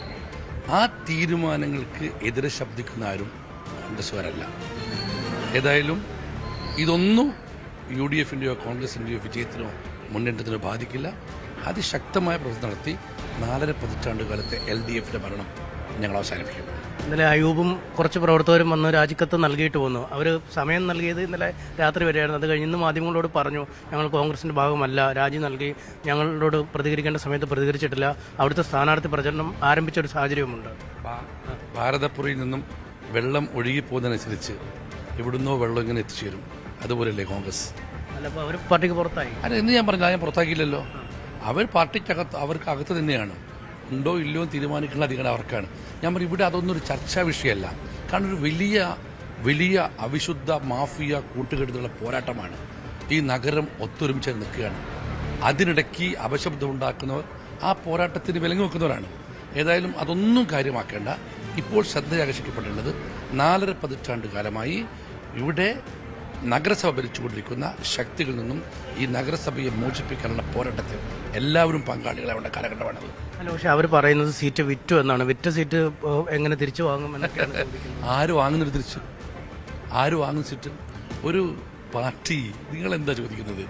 ഒരു തന്നെ പ്രവർത്തകർ പറഞ്ഞ കാര്യമാണ്. അവിടെ മുന്നണി നയിക്കുന്ന ഒരു പാർട്ടി ഘടകകക്ഷിക്ക് സീറ്റ് കൊടുക്കുന്നത് വിൽപ്പനയാണോ? അതേക്കുറിച്ചൊന്നും I am not propose to comment. പക്ഷേ മറ്റൊരു കൗൺസിലർ ഇന്നലെ മറ്റൊരു പാർട്ടിയിലേക്ക് പോയിരിക്കുന്നത് വളരെ നാടകീയമായിട്ടാണ്. ഞാൻ അതേക്കുറിച്ച് പറഞ്ഞല്ലോ. ഭാരതപ്പുഴയിലൂടെ ഒരുപാട് വെള്ളം ഒഴുകിപ്പോകും എന്ന് വെച്ച് അവിടെ ഒഴുക്ക് നിൽക്കാറില്ല. വീണ്ടും ഒഴുക്ക് തുടർന്നുകൊണ്ടേയിരിക്കും. ഈ നാടിനെ, ഈ നഗരസഭയെ 4.5 പതിറ്റാണ്ട് കാലമായി ഭരിക്കുന്ന CPMന്റെ കരാളക സത്വം മോചിപ്പിക്കണമെന്ന് ആഗ്രഹമുള്ള എല്ലാവരും കോൺഗ്രസിന്റെ UDF തവണ ഉണ്ടാവും. അല്ല, അപ്പോൾ ഇത്തരം കാര്യങ്ങളൊന്നും ഈ വലിയ പതിവ് ബഹളമില്ല എന്ന് തന്നെയാണ് കരുതുന്നത്. ഞാൻ ചോദിക്കട്ടെ, സാധാരണ എന്താ സ്ഥിതി? കോൺഗ്രസിന്റെ ഒക്കെ പാർട്ടി പ്രസിദ്ധീകരിക്കുന്ന സമയത്ത് അങ്ങോട്ടേക്ക് ആൾക്ക് കടക്കാൻ പറ്റുമോ? വളയൽ, മുദ്രാവാക്യം വിളികൾ, പ്രശ്നങ്ങളൊക്കെ അല്ലേ എന്തെങ്കിലും ഉണ്ടാകുന്നില്ല. എത്ര സന്തോഷത്തിന്റെ സാഹചര്യത്തിലാണ് ഞങ്ങൾ പട്ടിക വെച്ചത്. എന്തെങ്കിലും അപശബ്ദമുണ്ടാവുകയാണെങ്കിൽ അതിനെ പാർട്ടിക്കകത്ത് തന്നെ നേരിടാനുള്ള കരുത്തും ഇന്ന് പാർട്ടിക്കുണ്ട്. ഈ അടുത്ത പട്ടികയെക്കുറിച്ചാണ് എല്ലാവരും ചർച്ച. ഈ VM വിനുവിനെ പോലുള്ള ആളുകൾ പട്ടികയിൽ ഉണ്ടാവുമെന്ന് പറയുന്നു. അത്തരം കാര്യങ്ങൾ പാർട്ടിക്കകത്ത് ചർച്ച നടക്കുന്ന കാര്യത്തെക്കുറിച്ച് ഞാൻ അടുത്ത പ്രഖ്യാപിക്കാൻ പാടുന്നു. ഞാൻ ഒരു കാര്യം ഉറപ്പിച്ച് പറയാം, കോഴിക്കോട് നഗരസഭയിലെ ജനങ്ങൾക്ക് ഇഷ്ടപ്പെട്ട ആളുകളുടെ പട്ടിക ഞങ്ങളുടെ മേയർ സ്ഥാനാർത്ഥി ഈ നഗരസഭയെയും നഗരത്തെയും നയിക്കാൻ പ്രാപ്തിയുള്ള നഗരവാസികൾ ഇഷ്ടപ്പെടുന്ന ആളായിരിക്കും. അല്ല, രാഷ്ട്രീയക്കാരൻ തന്നെ ആയിരിക്കുമെന്ന് എന്നൊന്നും പറയുന്നില്ല. ഞാൻ ഒറ്റ വാചകത്തിൽ അവസാനിപ്പിക്കുന്നു. ഈ നഗരസഭയിലെ ജനങ്ങളും നഗരസഭയും ഇവിടുത്തെ പൊതുസമൂഹവും ഇഷ്ടപ്പെടുന്ന ഒരാളായിരിക്കും, മനസ്സിൽ അംഗീകരിക്കുന്ന ആളായിരിക്കും ഞങ്ങളുടെ മേയർ സ്ഥാനാർത്ഥി. ഈ ശോഭിത മത്സരിക്കുന്നുണ്ടോ? അതൊക്കെ ചർച്ച നടക്കുന്നേ ഉള്ളൂ. അല്ല, അവരുടെ വാർഡ് നഷ്ടപ്പെട്ടു. ആ വാർഡിലേക്കാണ് ഇപ്പം VM വിനുവിന്റെ പേര് പറഞ്ഞു കേൾക്കുന്നത്. അപ്പോൾ മറ്റു ഇടത്തേക്ക് പോകേണ്ടി വരും. അങ്ങനെ അതൊക്കെ പാർട്ടിയിലെ ആഭ്യന്തര കാര്യങ്ങളാണ്. അതേക്കുറിച്ചൊന്നും പരസ്യം പറയില്ല. ഏതായാലും 14-ാം തീയതി എല്ലാം പറയാം. നഗരസഭ പിടിക്കാൻ പറ്റുമെന്നവർ നഗരസഭ ഞങ്ങൾ പിടിക്കാൻ പറ്റുന്നത് പിടിച്ചിരിക്കും. ഇത്തവണ ഈ ദുർഭരണം അവസാനിപ്പിച്ചിരിക്കും. എന്തായാലും ഇപ്പോൾ ഉണ്ടാകുന്ന അസ്വാരസ്യങ്ങളൊന്നും വിജയത്തെ ബാധിക്കില്ല. നഗരഭരണം പിടിക്കും എന്ന് തന്നെയാണ് DCC പ്രസിഡന്റ് പറയുന്നത്. തദ്ദേശ തെരഞ്ഞെടുപ്പിൽ കൊച്ചി കോർപ്പറേഷനിലെ LDF സ്ഥാനാർത്ഥികളെ ഇന്നറിയാം. CPM ജില്ലാ കമ്മിറ്റി ഓഫീസായ ലെനിൻ സെന്ററിൽ രാവിലെ 11 മണിക്കാണ് പ്രഖ്യാപനം. കോൺഗ്രസ് ഇന്നലെ വാർഡുകളിൽ സ്ഥാനാർത്ഥികളെ പ്രഖ്യാപിച്ചിരുന്നു. BJPയുടെ സ്ഥാനാർത്ഥി പട്ടിക ഇന്നോ നാളെയോ ഉണ്ടാകും. രാവിലെ ഇനി ഒരു ഇടവേളയാണ്. ഇടവേളയ്ക്ക് ശേഷം മറ്റു വാർത്തകളിലേക്കൊക്കെ മടങ്ങിയത്. അന്താരാഷ്ട്ര വാർത്തയിലേക്കാണ് നമ്മൾ പോകുന്നത്. യുഎസിൽ ധനാനുമതി ബില്ല് ഇന്ന് ജനപ്രതിനിധി സഭയിലെത്തും. 60 മുതൽ 40 വോട്ടിനാണ് ബില്ലിന്റെ അന്തിമ രൂപം സെനറ്റിൽ പാസ്സായത്. ജനുവരി 31 വരെയുള്ള ധനവിനിയോഗത്തിനാണ് അനുമതിയായത്. ഇന്ന് ജനപ്രതിനിധി സഭയിൽ പാസ്സാകുന്ന ബില്ല് പ്രസിഡന്റ് ഡൊണാൾഡ് ട്രംപ് ഒപ്പുവെക്കുന്നതോടെ നിയമമായി മാറും. ചരിത്രത്തിലെ ഏറ്റവും ദൈർഘ്യമേറിയ അടച്ചുപൂട്ടലിനാണ് ഇതോടെ അന്ത്യം കുറിക്കാൻ പോകുന്നത്. കൂടുതൽ വിവരങ്ങളുമായി അജയ് സുധാബിജു ചേരുന്നുണ്ട്. അജയ്, സാധാരണക്കാരായ ജനങ്ങളെ വലിയ രീതിയിലൊന്നും ബാധിച്ചില്ലെങ്കിലും വിമാന സർവീസുകളെ അല്ലെങ്കിൽ അവിടെയുള്ള ജീവനക്കാരെയൊക്കെ നല്ല രീതിയിൽ ഈ അടച്ചുപൂട്ടൽ ബാധിച്ചിരുന്നു. അത് അവസാനിക്കാൻ പോവുകയാണ്. അതെ, തീർച്ചയായിട്ടും അനുശ്രീ. അവിടെ വലിയ രീതിയിൽ അവിടെ സർക്കാർ ഉദ്യോഗസ്ഥർക്കാണെങ്കിലും അതുപോലെ തന്നെ മറ്റ് സ്വകാര്യ മേഖലയിൽ ജോലി ചെയ്യുന്നവർക്കാണെങ്കിലും നല്ല പ്രതിസന്ധിയാണ് ഈ US ഷട്ട് ഡൗൺ കാരണം ഉണ്ടായത്. അതുപോലെ തന്നെ പൊതുജനങ്ങളെ മൊത്തമായി ബാധിച്ചിട്ടില്ല എന്ന് പറയാനാകില്ല. ഇപ്പോൾ ഈ ട്രാഫിക് പോലീസ് സേവനങ്ങൾ, അതുപോലെ തന്നെ ഈ ക്രമസമാധാന പാലനം, അപ്പോൾ ഇതിനെല്ലാം നിയോഗിച്ചിരുന്ന പല ഉദ്യോഗസ്ഥരും ഇവരെ കൊണ്ട് നിർബന്ധിത അവധി എടുപ്പിച്ചു. അപ്പോൾ ഇത് കാരണം നിരവധി പൊതുജനങ്ങളെയും ഈ വിഷയം ബാധിച്ചിട്ടുണ്ട്. അതുപോലെ തന്നെ വിമാന സർവീസുകൾ അത് ക്യാൻസലാകുന്ന ഒരു ചുറ്റുപാടുണ്ടായി. അപ്പോൾ ഇത്തരത്തിൽ ദീർഘമായിട്ട് നീണ്ട ഈ US ഷട്ട് ഡൗൺ, അതിന് ഒരു അവസാനം കുറിക്കാനുള്ള രണ്ടാമത്തെ ഘട്ടം അതാണ് ഇന്ന് പൂർത്തിയാക്കാൻ പോകുന്നത്. ബില്ല് ഇന്ന് ജനപ്രതിനിധി സഭയിൽ എത്തുകയാണ്. ഇതിനു മുൻപേ സെനറ്റിൽ ഈ ബില്ല് പാസ്സാകാനായിരുന്നു വലിയൊരു പ്രതിസന്ധി നേരിട്ടത്. ഡെമോക്രാറ്റുകൾ ആവശ്യപ്പെട്ട ഈ ആരോഗ്യ പരിരക്ഷാ നിയമം, അതിലുള്ള ഈ നികുതി ഇളവ്, അത് ഉന്നയിച്ചുകൊണ്ടാണ് പ്രധാനമായിട്ടും ഡെമോക്രാറ്റുകൾ സെനറ്റിൽ പ്രതിഷേധം ഉന്നയിച്ചത്. ഈ ബില്ല് പാസ്സാക്കിയെടുക്കാൻ സെനറ്റിൽ വ്യക്തമായിട്ടുള്ള ഭൂരിപക്ഷം ഇല്ലാത്തതാണ് റിപ്പബ്ലിക്കൻസിനെ ഏറ്റവും കൂടുതൽ കുഴപ്പിച്ചിരുന്നത്. 60 വോട്ടുകൾ എന്ന് പറയുന്ന ഒരു ത്രഷോൾഡ് മറികടക്കാൻ അത് റിപ്പബ്ലിക്കൻസിന് സാധിച്ചിരുന്നില്ല. പിന്നീട് ഡെമോക്രാറ്റുകളുമായിട്ട് നടത്തിയ ചർച്ചയെ തുടർന്നാണ് ഇത്തരത്തിലൊരു പിന്തുണ അത് ഡെമോക്രാറ്റുകളുടെ 8 അംഗങ്ങൾ നൽകുകയും ഈ ബില്ല് പാസ്സാവുകയും ചെയ്തത്. എന്നാൽ ഈ ഹൗസ് ഓഫ് റെപ്രസെൻറ്റേറ്റീവ്സിൽ അല്ലെങ്കിൽ ജനപ്രതിനിധി സഭയിലേക്ക് വരുമ്പോൾ അവിടെ റിപ്പബ്ലിക്കൻ പാർട്ടിക്ക് വ്യക്തമായിട്ടുള്ളൊരു ഭൂരിപക്ഷമുണ്ട്. അതുകൊണ്ട് തന്നെ ബില്ല് സെനറ്റിലുള്ളതുപോലെ പാസ്സാകാതിരിക്കുമോ എന്നൊരു ആശങ്ക അവിടെ ആവശ്യമില്ല. അവിടെ റിപ്പബ്ലിക്കൻസിന് ഭൂരിപക്ഷം ഉള്ളതുകൊണ്ട് തന്നെ ഇന്ന് മറ്റ് തടസ്സങ്ങളൊന്നും ഇല്ലാതെ തന്നെ ഈ നിയമം, ഈ ധനാനുമതി ബില്ല് പാസ്സാകും എന്ന് തന്നെയാണ് പ്രതീക്ഷിക്കുന്നത്. എന്നാൽ ഏതെങ്കിലും റിപ്പബ്ലിക്കന്മാർ ഇനി കാല് മാറിയാൽ മാത്രമേ മറ്റ് തരത്തിലുള്ള പ്രശ്നങ്ങളിലേക്ക് കടക്കുകയുള്ളൂ. എന്നാൽ അത്തരം ഒരു സൂചനകളൊന്നും തന്നെ നിലവിലെ സാഹചര്യത്തിൽ ഉണ്ടാകുന്നില്ല. അതുകൊണ്ട് ഇന്ന് അത് പാസ്സാകും എന്ന് തന്നെയാണ് പ്രതീക്ഷിക്കുന്നത്. അത് കഴിഞ്ഞ് നേരെ പ്രസിഡന്റ് ഡൊണാൾഡ് ട്രംപിൻ്റെ ടേബിളിലേക്ക് എത്തും. അതിനുശേഷം ട്രംപ് ഈ ബില്ലിൽ ഒപ്പിടുന്നതോടുകൂടി ഇതൊരു നിയമമായി മാറുകയാണ്. നമ്മൾ മുൻപ് ചർച്ച ചെയ്തതുപോലെ തന്നെ ജനുവരി 31 വരെ മാത്രമാണ് ഈ ധനാനുമതി ബില്ല് അത് പ്രാവർത്തികമായിട്ടുള്ളത്. ജനുവരി 31 വരെ ഉള്ള ഒരു ധനവിനിയോഗത്തിനാണ് ഈ ബില്ല് അനുമതി നൽകുന്നത്. പ്രധാനമായിട്ടും ആരോഗ്യ മേഖല, അതുപോലെ തന്നെ ഭക്ഷ്യവിതരണം, സർക്കാർ ജീവനക്കാരുടെ ജോലി തുടങ്ങിയിട്ടുള്ളവയാണ് ഈ ബില്ലിലൂടെ അനുവദിക്കപ്പെടുന്നത്. ഇതിലൂടെ സർക്കാർ ജീവനക്കാർക്ക് ശമ്പളം ലഭിക്കും. അപ്പോൾ അവർക്ക് തിരിച്ച് ജോലിയിൽ പ്രവേശിക്കാൻ സാധിക്കും. അതുപോലെ തന്നെ സാധാരണക്കാർക്കായിട്ടുള്ള ഭക്ഷണ വിതരണം, ഭക്ഷ്യ പ്രതിസന്ധി രാജ്യത്ത് ഇപ്പോൾ ഈ ഷട്ട് ഡൗൺ കാരണം വന്നുകൊണ്ടിരുന്ന, അപ്പോൾ അതിന് ഒരു അത്തരമൊരു പ്രശ്നം അത് പരിഹരിക്കാൻ സാധിക്കും. അതുപോലെ തന്നെ ആരോഗ്യ മേഖലയിലെ പ്രശ്നങ്ങൾ, ഇതിനെല്ലാം ഒരു താൽക്കാലിക പരിഹാരം ഇതുവഴി ഉണ്ടാകാൻ സാധിക്കും. എന്നാൽ ജനുവരി 31 വരെ മാത്രമാണ് ഈ താൽക്കാലിക ധനാനുമതി നിയമം അത് പ്രാബല്യത്തിൽ വരിക. അതിനുശേഷം തീർച്ചയായിട്ടും ഈ ഡെമോക്രാറ്റുകളുടെ ആവശ്യം അത് അംഗീകരിച്ചാൽ മാത്രമേ പിന്നീട് മുന്നോട്ട് പോകാനായിട്ട് റിപ്പബ്ലിക്കൻസിന് സാധിക്കുകയുള്ളൂ. അപ്പോൾ ആ ഒരു രീതിയിൽ ഒരു സമ്മർദ്ദം അത് റിപ്പബ്ലിക്കൻ പാർട്ടിക്കാണെങ്കിലും ഡൊണാൾഡ് ട്രംപിനാണെങ്കിലും ഉണ്ട്. അടുത്ത മാസം ഈ ആരോഗ്യ പരിരക്ഷയിലുള്ള ഈ നികുതി ഇളവ് അത് പരിഗണിക്കാം എന്നൊരു ഉറപ്പാണ് റിപ്പബ്ലിക്കൻ പാർട്ടി നൽകിയിട്ടുള്ളത്. ഇനി അത് പരിഗണിക്കാതിരുന്നാൽ തീർച്ചയായിട്ടും ഡെമോക്രാറ്റുകൾ ഒരു എതിർ ശബ്ദം ഉയർത്തും. അങ്ങനെയാണെങ്കിൽ അത് തീർച്ചയായിട്ടും വലിയൊരു തിരിച്ചടിയാണ്. ഇപ്പോൾ ന്യൂയോർക്കിൽ ഉൾപ്പെടെ നടന്ന ഈ തെരഞ്ഞെടുപ്പുകളിൽ ഡെമോക്രാറ്റുകൾക്ക് വലിയൊരു വിജയം ലഭിച്ചിരുന്നു. അപ്പോൾ ഇതെല്ലാം റിപ്പബ്ലിക്കൻസിന് രാജ്യത്തെ ജനങ്ങൾക്കിടയിൽ സ്വാധീനം കുറയുന്നു, അല്ലെങ്കിൽ ട്രംപ് മുന്നോട്ട് വയ്ക്കുന്ന ആശയങ്ങൾ ആശയങ്ങളിന്മേലുള്ള ജനങ്ങളുടെ ഒരു വൈമുഖ്യത, അവർക്ക് അതിനോടുള്ള ഒരു എതിർപ്പ്, ഇതെല്ലാമാണ് വ്യക്തമാക്കുന്നത്. അതുകൊണ്ട് തന്നെ ട്രംപിൻ്റെ സ്ഥിരം രാഷ്ട്രീയ ന്യായങ്ങളും അദ്ദേഹത്തിൻ്റെ സ്ഥിരം വാദഗതികളും പറഞ്ഞുകൊണ്ട് ഇനി അധികം മുന്നോട്ട് പോകാൻ സാധിക്കില്ല എന്ന് റിപ്പബ്ലിക്കൻ പാർട്ടിക്കാണെങ്കിലും ട്രംപിനാണെങ്കിലും മനസ്സിലായിട്ടുണ്ട്. അതുകൊണ്ട് തന്നെയാണ് ഡെമോക്രാറ്റുകളുമായി സഹകരിച്ച് മുന്നോട്ട് പോകാനായിട്ട് അവർ തീരുമാനിച്ചത്. എന്തായാലും നിലവിൽ യാതൊരുവിധ പ്രശ്നങ്ങളും അല്ലെങ്കിൽ എതിർ ശബ്ദങ്ങളും ഉയർന്നിട്ടില്ല. ഇന്ന് ഈ ബില്ല് ഈ ജനപ്രതിനിധി സഭയിൽ പാസ്സാകുന്നതോടുകൂടി അമേരിക്കയിലെ പ്രതിസന്ധികൾക്ക് താൽക്കാലികമായി ഒരു ശമനം ഉണ്ടാകും എന്നാണ് പ്രതീക്ഷിക്കുന്നത്. ശരി അജയ്, തുടരുക. മറ്റൊരു വാർത്തയിലേക്ക് പോകുമ്പോൾ, പാകിസ്ഥാനിലും ഇന്ത്യയിലും നടന്ന ആക്രമണങ്ങളിൽ ഇരട്ടത്താപ്പുമായി അമേരിക്ക. ഇസ്ലാമാബാദിൽ നടന്ന കാർ ബോംബ് സ്ഫോടനത്തിൽ പാകിസ്ഥാന് പിന്തുണ പ്രഖ്യാപിച്ച US എംബസി ഭീകരതയ്ക്കെതിരായ പോരാട്ടത്തിൽ പാകിസ്ഥാൻ ഒപ്പമുണ്ടെന്ന് എക്സ്പോസ്റ്റിലൂടെ അറിയിച്ചു. അതേസമയം ചെങ്കോട്ടയിലെ സ്ഫോടനത്തിൽ അനുശോചനം രേഖപ്പെടുത്തിയിട്ടുള്ള സെർജിയോ ഗോറിന്റെ എക്സ്പോസ്റ്റിൽ ഭീകരവാദം എന്നൊരു പരാമർശമില്ല. വിഷയത്തിൽ വ്യാപക വിമർശനമാണ് ഉയരുന്നത്. അജയ് തന്നെ കൂടുതൽ വിവരങ്ങളുമായി ചേരുന്നുണ്ട്. അജയ്, രണ്ട് വള്ളങ്ങളിൽ കാലുവെച്ചുകൊണ്ടുള്ള US-ന്റെ ഒരു നിലപാട് എന്ന് തന്നെ നമുക്ക് പറയണം. ഈയൊരു പാകിസ്ഥാനിലെ വിഷയത്തിലും അതുപോലെ തന്നെ ഇന്ത്യയിലെ വിഷയത്തിലും അമേരിക്ക പ്രതികരിച്ച ഈ രീതി, അത് തന്നെയാണ് പല ആളുകളെയും ചൊടിപ്പിച്ചിരിക്കുന്നത്. നിലവിലെ സാഹചര്യത്തിൽ ഒരു വ്യാപക വിമർശനം അമേരിക്കയ്ക്കെതിരെ സാമൂഹ്യ മാധ്യമങ്ങളിൽ ഉൾപ്പെടെ ഉയരുന്നുണ്ട്. പ്രധാനമായിട്ടും ഇന്ത്യയിൽ നടന്ന ഈ കാർ ബോംബ് സ്ഫോടനം, ചെങ്കോട്ടയിലെ സ്ഫോടനത്തിൽ അമേരിക്ക അനുശോചനം രേഖപ്പെടുത്തിയത് ഒരു ദിവസം വൈകിയാണ് എന്നുള്ളതാണ് ശ്രദ്ധേയം. ഇന്ന് പുലർച്ചെയാണ് അമേരിക്ക ഇത്തരത്തിലൊരു പോസ്റ്റ്, അത് ഇന്ത്യയിലെ സ്ഫോടനത്തിൽ ഒരു അനുശോചനം രേഖപ്പെടുത്തിക്കൊണ്ട് ഇന്ത്യയിലെ US എംബസി ഒരു പോസ്റ്റ് ഇട്ടത്. അത് പിന്നെ അതിൻ്റെ ഒരു ടെക്നിക്കൽ വശം അത് എന്ന് കരുതി അത് വിട്ടുകളയാൻ സാധിക്കും. കാര്യം സെർജിയോ ഗോർ, അത് ഇന്ത്യയിലെ പുതിയ US അംബാസഡറായിട്ട് ചുമതലയേറ്റത് അത് ഇന്നലെയാണ്. അപ്പോൾ സെർജിയോ ഗോറിൻ്റെ ഭാഗത്തു നിന്നുള്ള ഒരു അനുശോചനമായിട്ടാണ് ഈ ഡൽഹിയിലുള്ള ആക്രമണത്തിലുള്ള ഒരു പ്രസ്താവന അത് US എംബസിയുടെ ഭാഗത്തു നിന്നുണ്ടായത്. അപ്പോൾ അതൊരു ടെക്നിക്കൽ കാര്യമായിട്ട് കരുതി സമാധാനിക്കാം. എന്നാൽ പാകിസ്ഥാനിലെ ഈ ആക്രമണത്തിൽ അമേരിക്ക എടുത്ത നിലപാട് അത് ശ്രദ്ധേയം തന്നെയാണ്. അതിൽ അമേരിക്ക പറയുന്നത് ഈ ആക്രമണത്തിൽ മരിച്ച 12 പേർക്കും അനുശോചനം രേഖപ്പെടുത്തുന്നതിനോടൊപ്പം തന്നെ ഇതിന് മറ്റൊരു അഡീഷണൽ ആയിട്ടുള്ള ഒരു സെൻറ്റൻസ് കൂടിയുണ്ട്.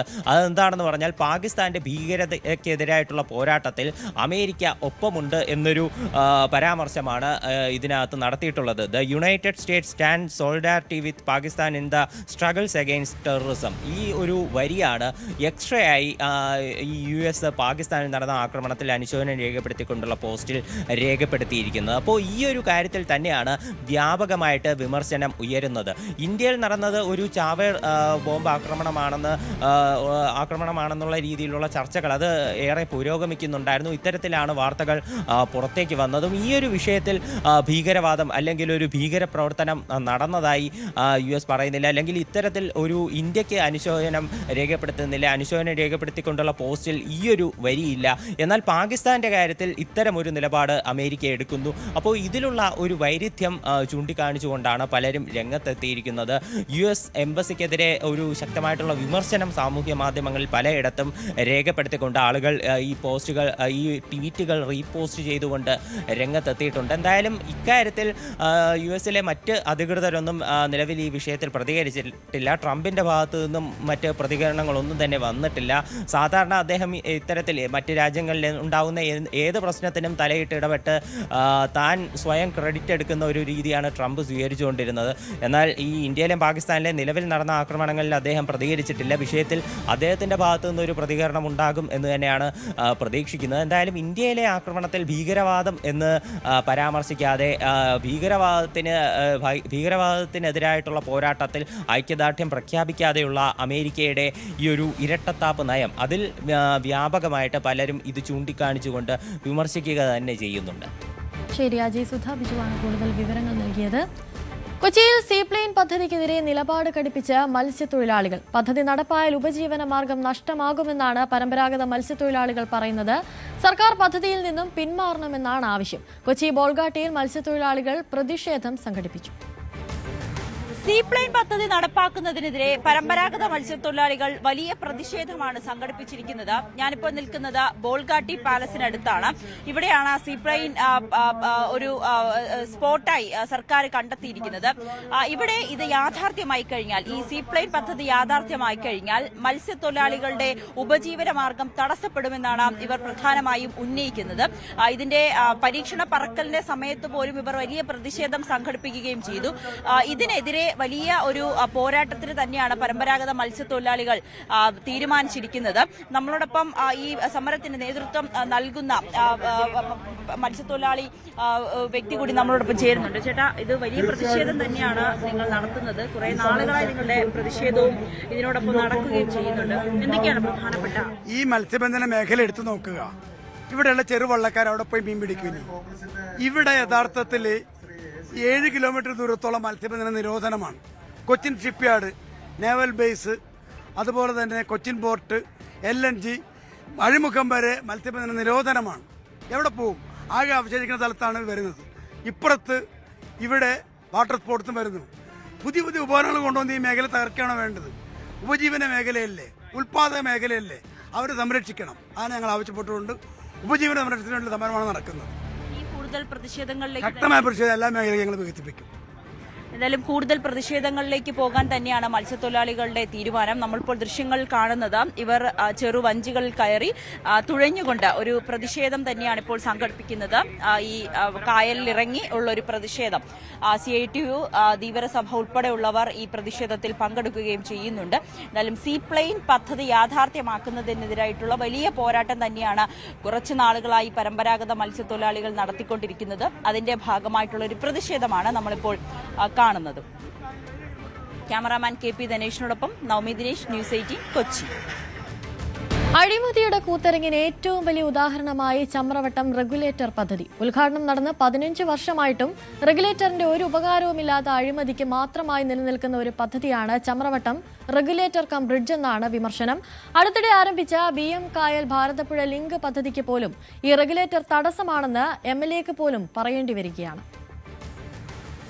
1.5 പതിറ്റാണ്ട് മുൻപാണ് ചമ്രവട്ടം, പൊന്നാനി മേഖലകളിലെ കാർഷിക മേഖലയ്ക്കും കുടിവെള്ളക്ഷാമത്തിനും ശാശ്വത പരിഹാരം എന്ന അവകാശവാദവുമായി ചമ്രവട്ടം റെഗുലേറ്റർ കം ബ്രിഡ്ജ് ഉദ്ഘാടനം ചെയ്യപ്പെട്ടത്.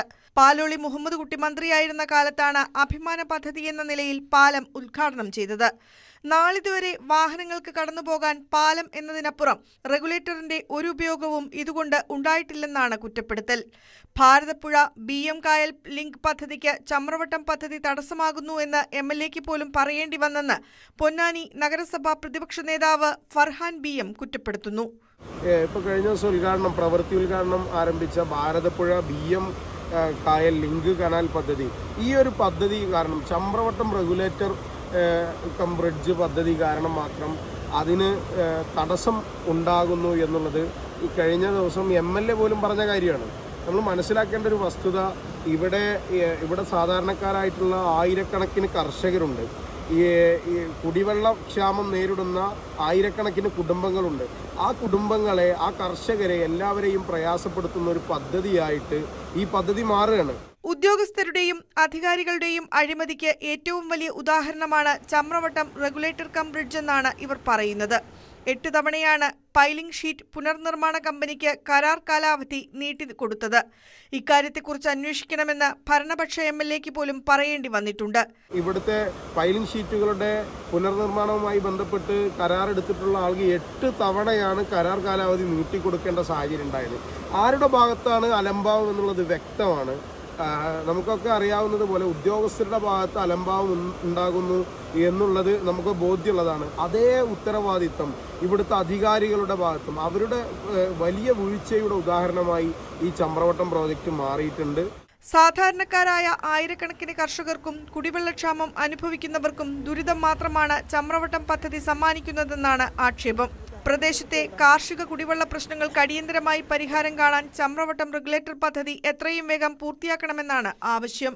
ന്യൂസ് 18, തിരൂർ. വടക്കേ മലബാറിൽ ഇപ്പോൾ തെയ്യക്കാലമാണ്. നാടിന് ഐശ്വര്യം പകരാൻ തെയ്യം വീതു കുന്നുകയറി. കാസർഗോഡ് പീലിക്കോട് രേരമംഗലം വടക്കൻ വാതുക്കൽ കളിയാട്ടത്തിന്റെ ഭാഗമായാണ് തെയ്യം കുന്നിൻ മുകളിലെ ക്ഷേത്രത്തിലെത്തി ഭക്തരെ അനുഗ്രഹിക്കുന്നത്.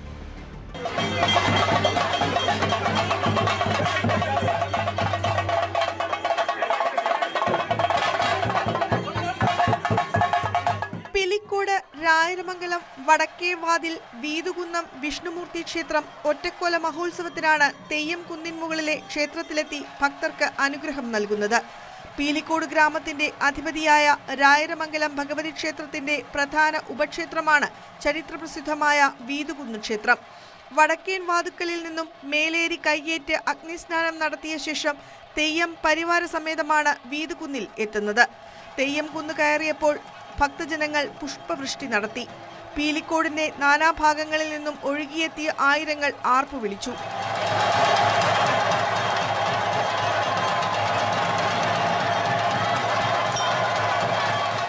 ഉത്സവത്തിന്റെ ഭാഗമായി രാവിലെ മുതൽ രക്തചാമുണ്ടി, അങ്കക്കുളങ്ങര ഭഗവതി എന്നീ തെയ്യക്കോലങ്ങളും അരങ്ങിലെത്തി. 6000-ഓളം പേർക്ക് അന്നദാനവും ഒരുക്കിയിരുന്നു. ന്യൂസ് 18 പീലിക്കോട്. ക്ലാസ് മുറികളിൽ ഒതുങ്ങുന്ന വിദ്യാഭ്യാസത്തിനപ്പുറം മണ്ണിൽ പൊന്ന് വിളയിക്കാൻ പാടത്തിറങ്ങിയിരിക്കുകയാണ് വിദ്യാർത്ഥികൾ. Palakkad Anakkara government higher secondary സ്കൂളിലെ NSS യൂണിറ്റാണ് നെൽകൃഷിക്ക് തുടക്കമിട്ടത്. യുവതലമുറയ്ക്ക് കാർഷിക സംസ്കാരത്തെ പരിചയപ്പെടുത്തുകയാണ് ലക്ഷ്യം. ആനക്കര ഗവൺമെന്റ് ഹയർ സെക്കൻഡറി സ്കൂളിലെ വിദ്യാർത്ഥികളാണ് ഞാറ്റടികളുമായി പാടത്തിറങ്ങിയത്. സ്കൂളിലെ നാഷണൽ സർവീസ് സ്കീം വിദ്യാർത്ഥികളുടെ നേതൃത്വത്തിൽ ആഘോഷപൂർവ്വമായി ഞാറ് നട്ടു. മേപ്പാടം പാടശേഖര സമിതിയുടെ സഹകരണത്തോടെ 3/4 ഏക്കർ പാടത്തിലാണ് 53 NSS യൂണിറ്റ് അംഗങ്ങൾ ചേർന്ന് കൃഷി ഇറക്കിയത്.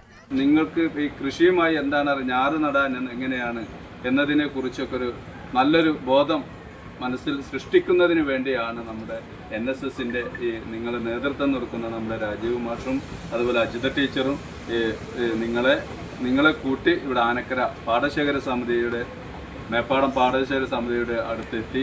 കാർഷിക മേഖലയെക്കുറിച്ചും കൃഷിരീതികളെക്കുറിച്ചും ആനക്കര കൃഷി ഓഫീസർ PM രമ്യശ്രീ ക്ലാസ് എടുത്തു. വിദ്യാർത്ഥികൾക്ക് പ്രായോഗിക കൃഷി പരിചയം നൽകുന്നതിനോടൊപ്പം ജൈവരീതികളിലൂടെ മണ്ണിനും പ്രകൃതിക്കും പുതുജീവൻ പകർന്നു നൽകുകയാണ് കുട്ടിക്കൂട്ടത്തിന്റെ ലക്ഷ്യം. ന്യൂസ് 18 പാലക്കാട്. ഇനി നമുക്ക് കുറച്ച് ഇടുക്കി യാത്രാ വിശേഷങ്ങളിലേക്കൊക്കെ പോകാം. ഇടുക്കിയിൽ നിന്ന് ചുരമിറങ്ങി തമിഴ്നാടൻ കാഴ്ചകൾ ആസ്വദിച്ചൊരു യാത്ര.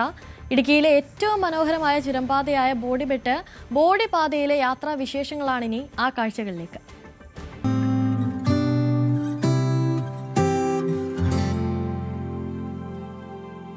സഹ്യനെ ചുറ്റിവരിഞ്ഞ് തമിഴ്നാടൻ കാർഷിക സമൃദ്ധിയിലേക്ക് കുതിക്കുന്ന പാത. ബോഡിമെട്ട് മലമുകൾ മുതൽ താഴ്വാരം വരെ 17 ഹെയർപിൻ വളവുകളാണ് കൊച്ചി ധനുഷ്കോടി ദേശീയപാതയുടെ ഭാഗമായ ചുരം പാതയിലുള്ളത്. ഇടുക്കിയിൽ നിന്നും തമിഴ്നാട്ടിലേക്കുള്ള മറ്റ് ചുരം പാതകളെ അപേക്ഷിച്ച് ഏറെ മനോഹരമാണ് ഇവിടുത്തെ കാഴ്ചകൾ.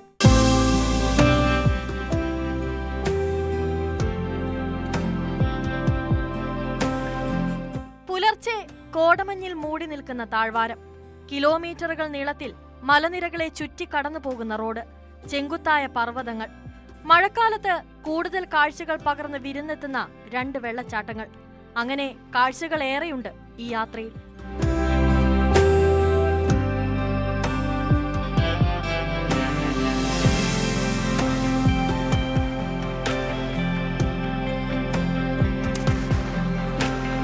ബോഡിമെട്ടിലെ ഈ സ്ഥലങ്ങൾ, ഈ ഏരിയ രാജാവിൻ്റെ കാലത്ത് തമിഴ്നാട്ടിലുള്ള ഒരു ആർക്കോ രാജാവ് പതിച്ചു കൊടുത്തതാണ്.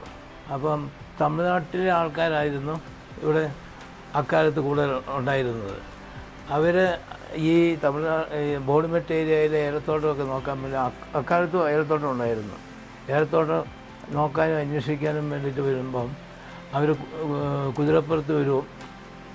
ആ സമയത്ത് അവിടുന്ന് സ്റ്റാർട്ട് ചെയ്യുമ്പോൾ ചെയ്ത് കഴിഞ്ഞ് ഇവിടെ എത്തി എന്നവരെ താഴേക്ക് മെസ്സേജ് കൊടുക്കുന്നത് ഇപ്പം ഞാൻ നിൽക്കുന്നതിൻ്റെ ഈ റൈറ്റ് സൈഡിലൊരു ഈ മലയുടെ മുകളിൽ ഒരു ലൈറ്റ് തെളിച്ച് കൊടുക്കും.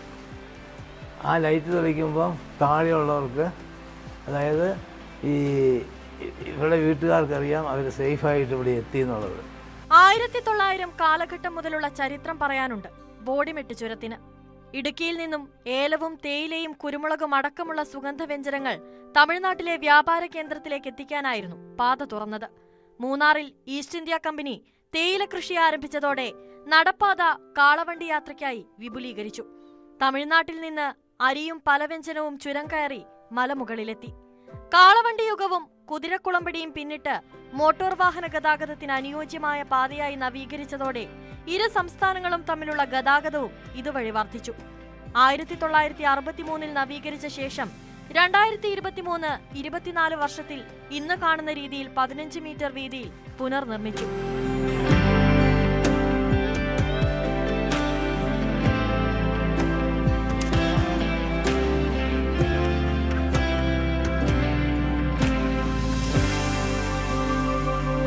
തിരുവിതാംകൂർ പൂഞ്ഞാർ രാജഭരണ കാലഘട്ടത്തിലെ ചുങ്കം പിരിവ് മുതലുള്ള ചരിത്രമുണ്ട് ഈ പാതയ്ക്ക്. രാജമുദ്ര പതിപ്പിച്ച കെട്ടിടങ്ങൾ ഇന്നും ബോഡിമെട്ടിൽ നിലനിൽക്കുന്നുണ്ട്. പഴയകാല വാണിജ്യപാതയ്ക്ക് ഇന്ന് വിനോദസഞ്ചാരത്തിലാണ് പ്രൗഢി കൂടുതൽ. മൂന്നാറിൽ നിന്ന് ഗ്യാപ് റോഡ് വഴി തേയില ചെരുവുകളും ഏലമലകളും പിന്നിട്ട് ആനയിറങ്കലും കണ്ട് ചുരമിറങ്ങിയാൽ സ്വന്തമാകുന്നത് ദക്ഷിണേന്ത്യയിലെ ഏറ്റവും മനോഹരമായ റോഡ് ട്രിപ്പാണ്. ന്യൂസ് 18 ഇടുക്കി. ഇനി രാവിലെയുടെ സ്പെഷ്യൽ സെഗ്മെന്റിലേക്കാണ്, സ്പെഷ്യൽ ഡേയിലേക്ക്.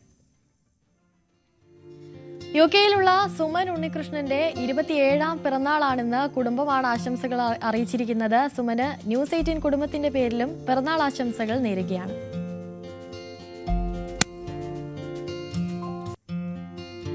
ഇന്ന് 3ാം ജന്മദിനം ആഘോഷിക്കുകയാണ് നെയ്യാറ്റിൻകര പനച്ചമ്മൂട് സ്വദേശിയായ ഐഹാൻ. ഐഹാന് ജന്മദിന ആശംസകൾ അറിയിച്ചിരിക്കുന്നത് അച്ഛൻ നിഷാദ്, അമ്മ ഷാന, ചേച്ചി ഫൗമിത, ചേട്ടൻ ഇഹാൻ എന്നിവരാണ്.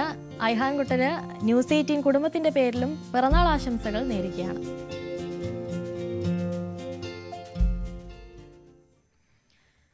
രാവിലെയുടെ സമയം അങ്ങനെ ഇവിടെ പൂർണ്ണമാവുകയാണ്. വാർത്തകളും വിശേഷങ്ങളും ഒക്കെയായി നാളെ വീണ്ടും കാണാം. ഇടവേളയ്ക്ക് ശേഷം കാണാം പോലീസ് പെട്രോൾ. നമസ്കാരം.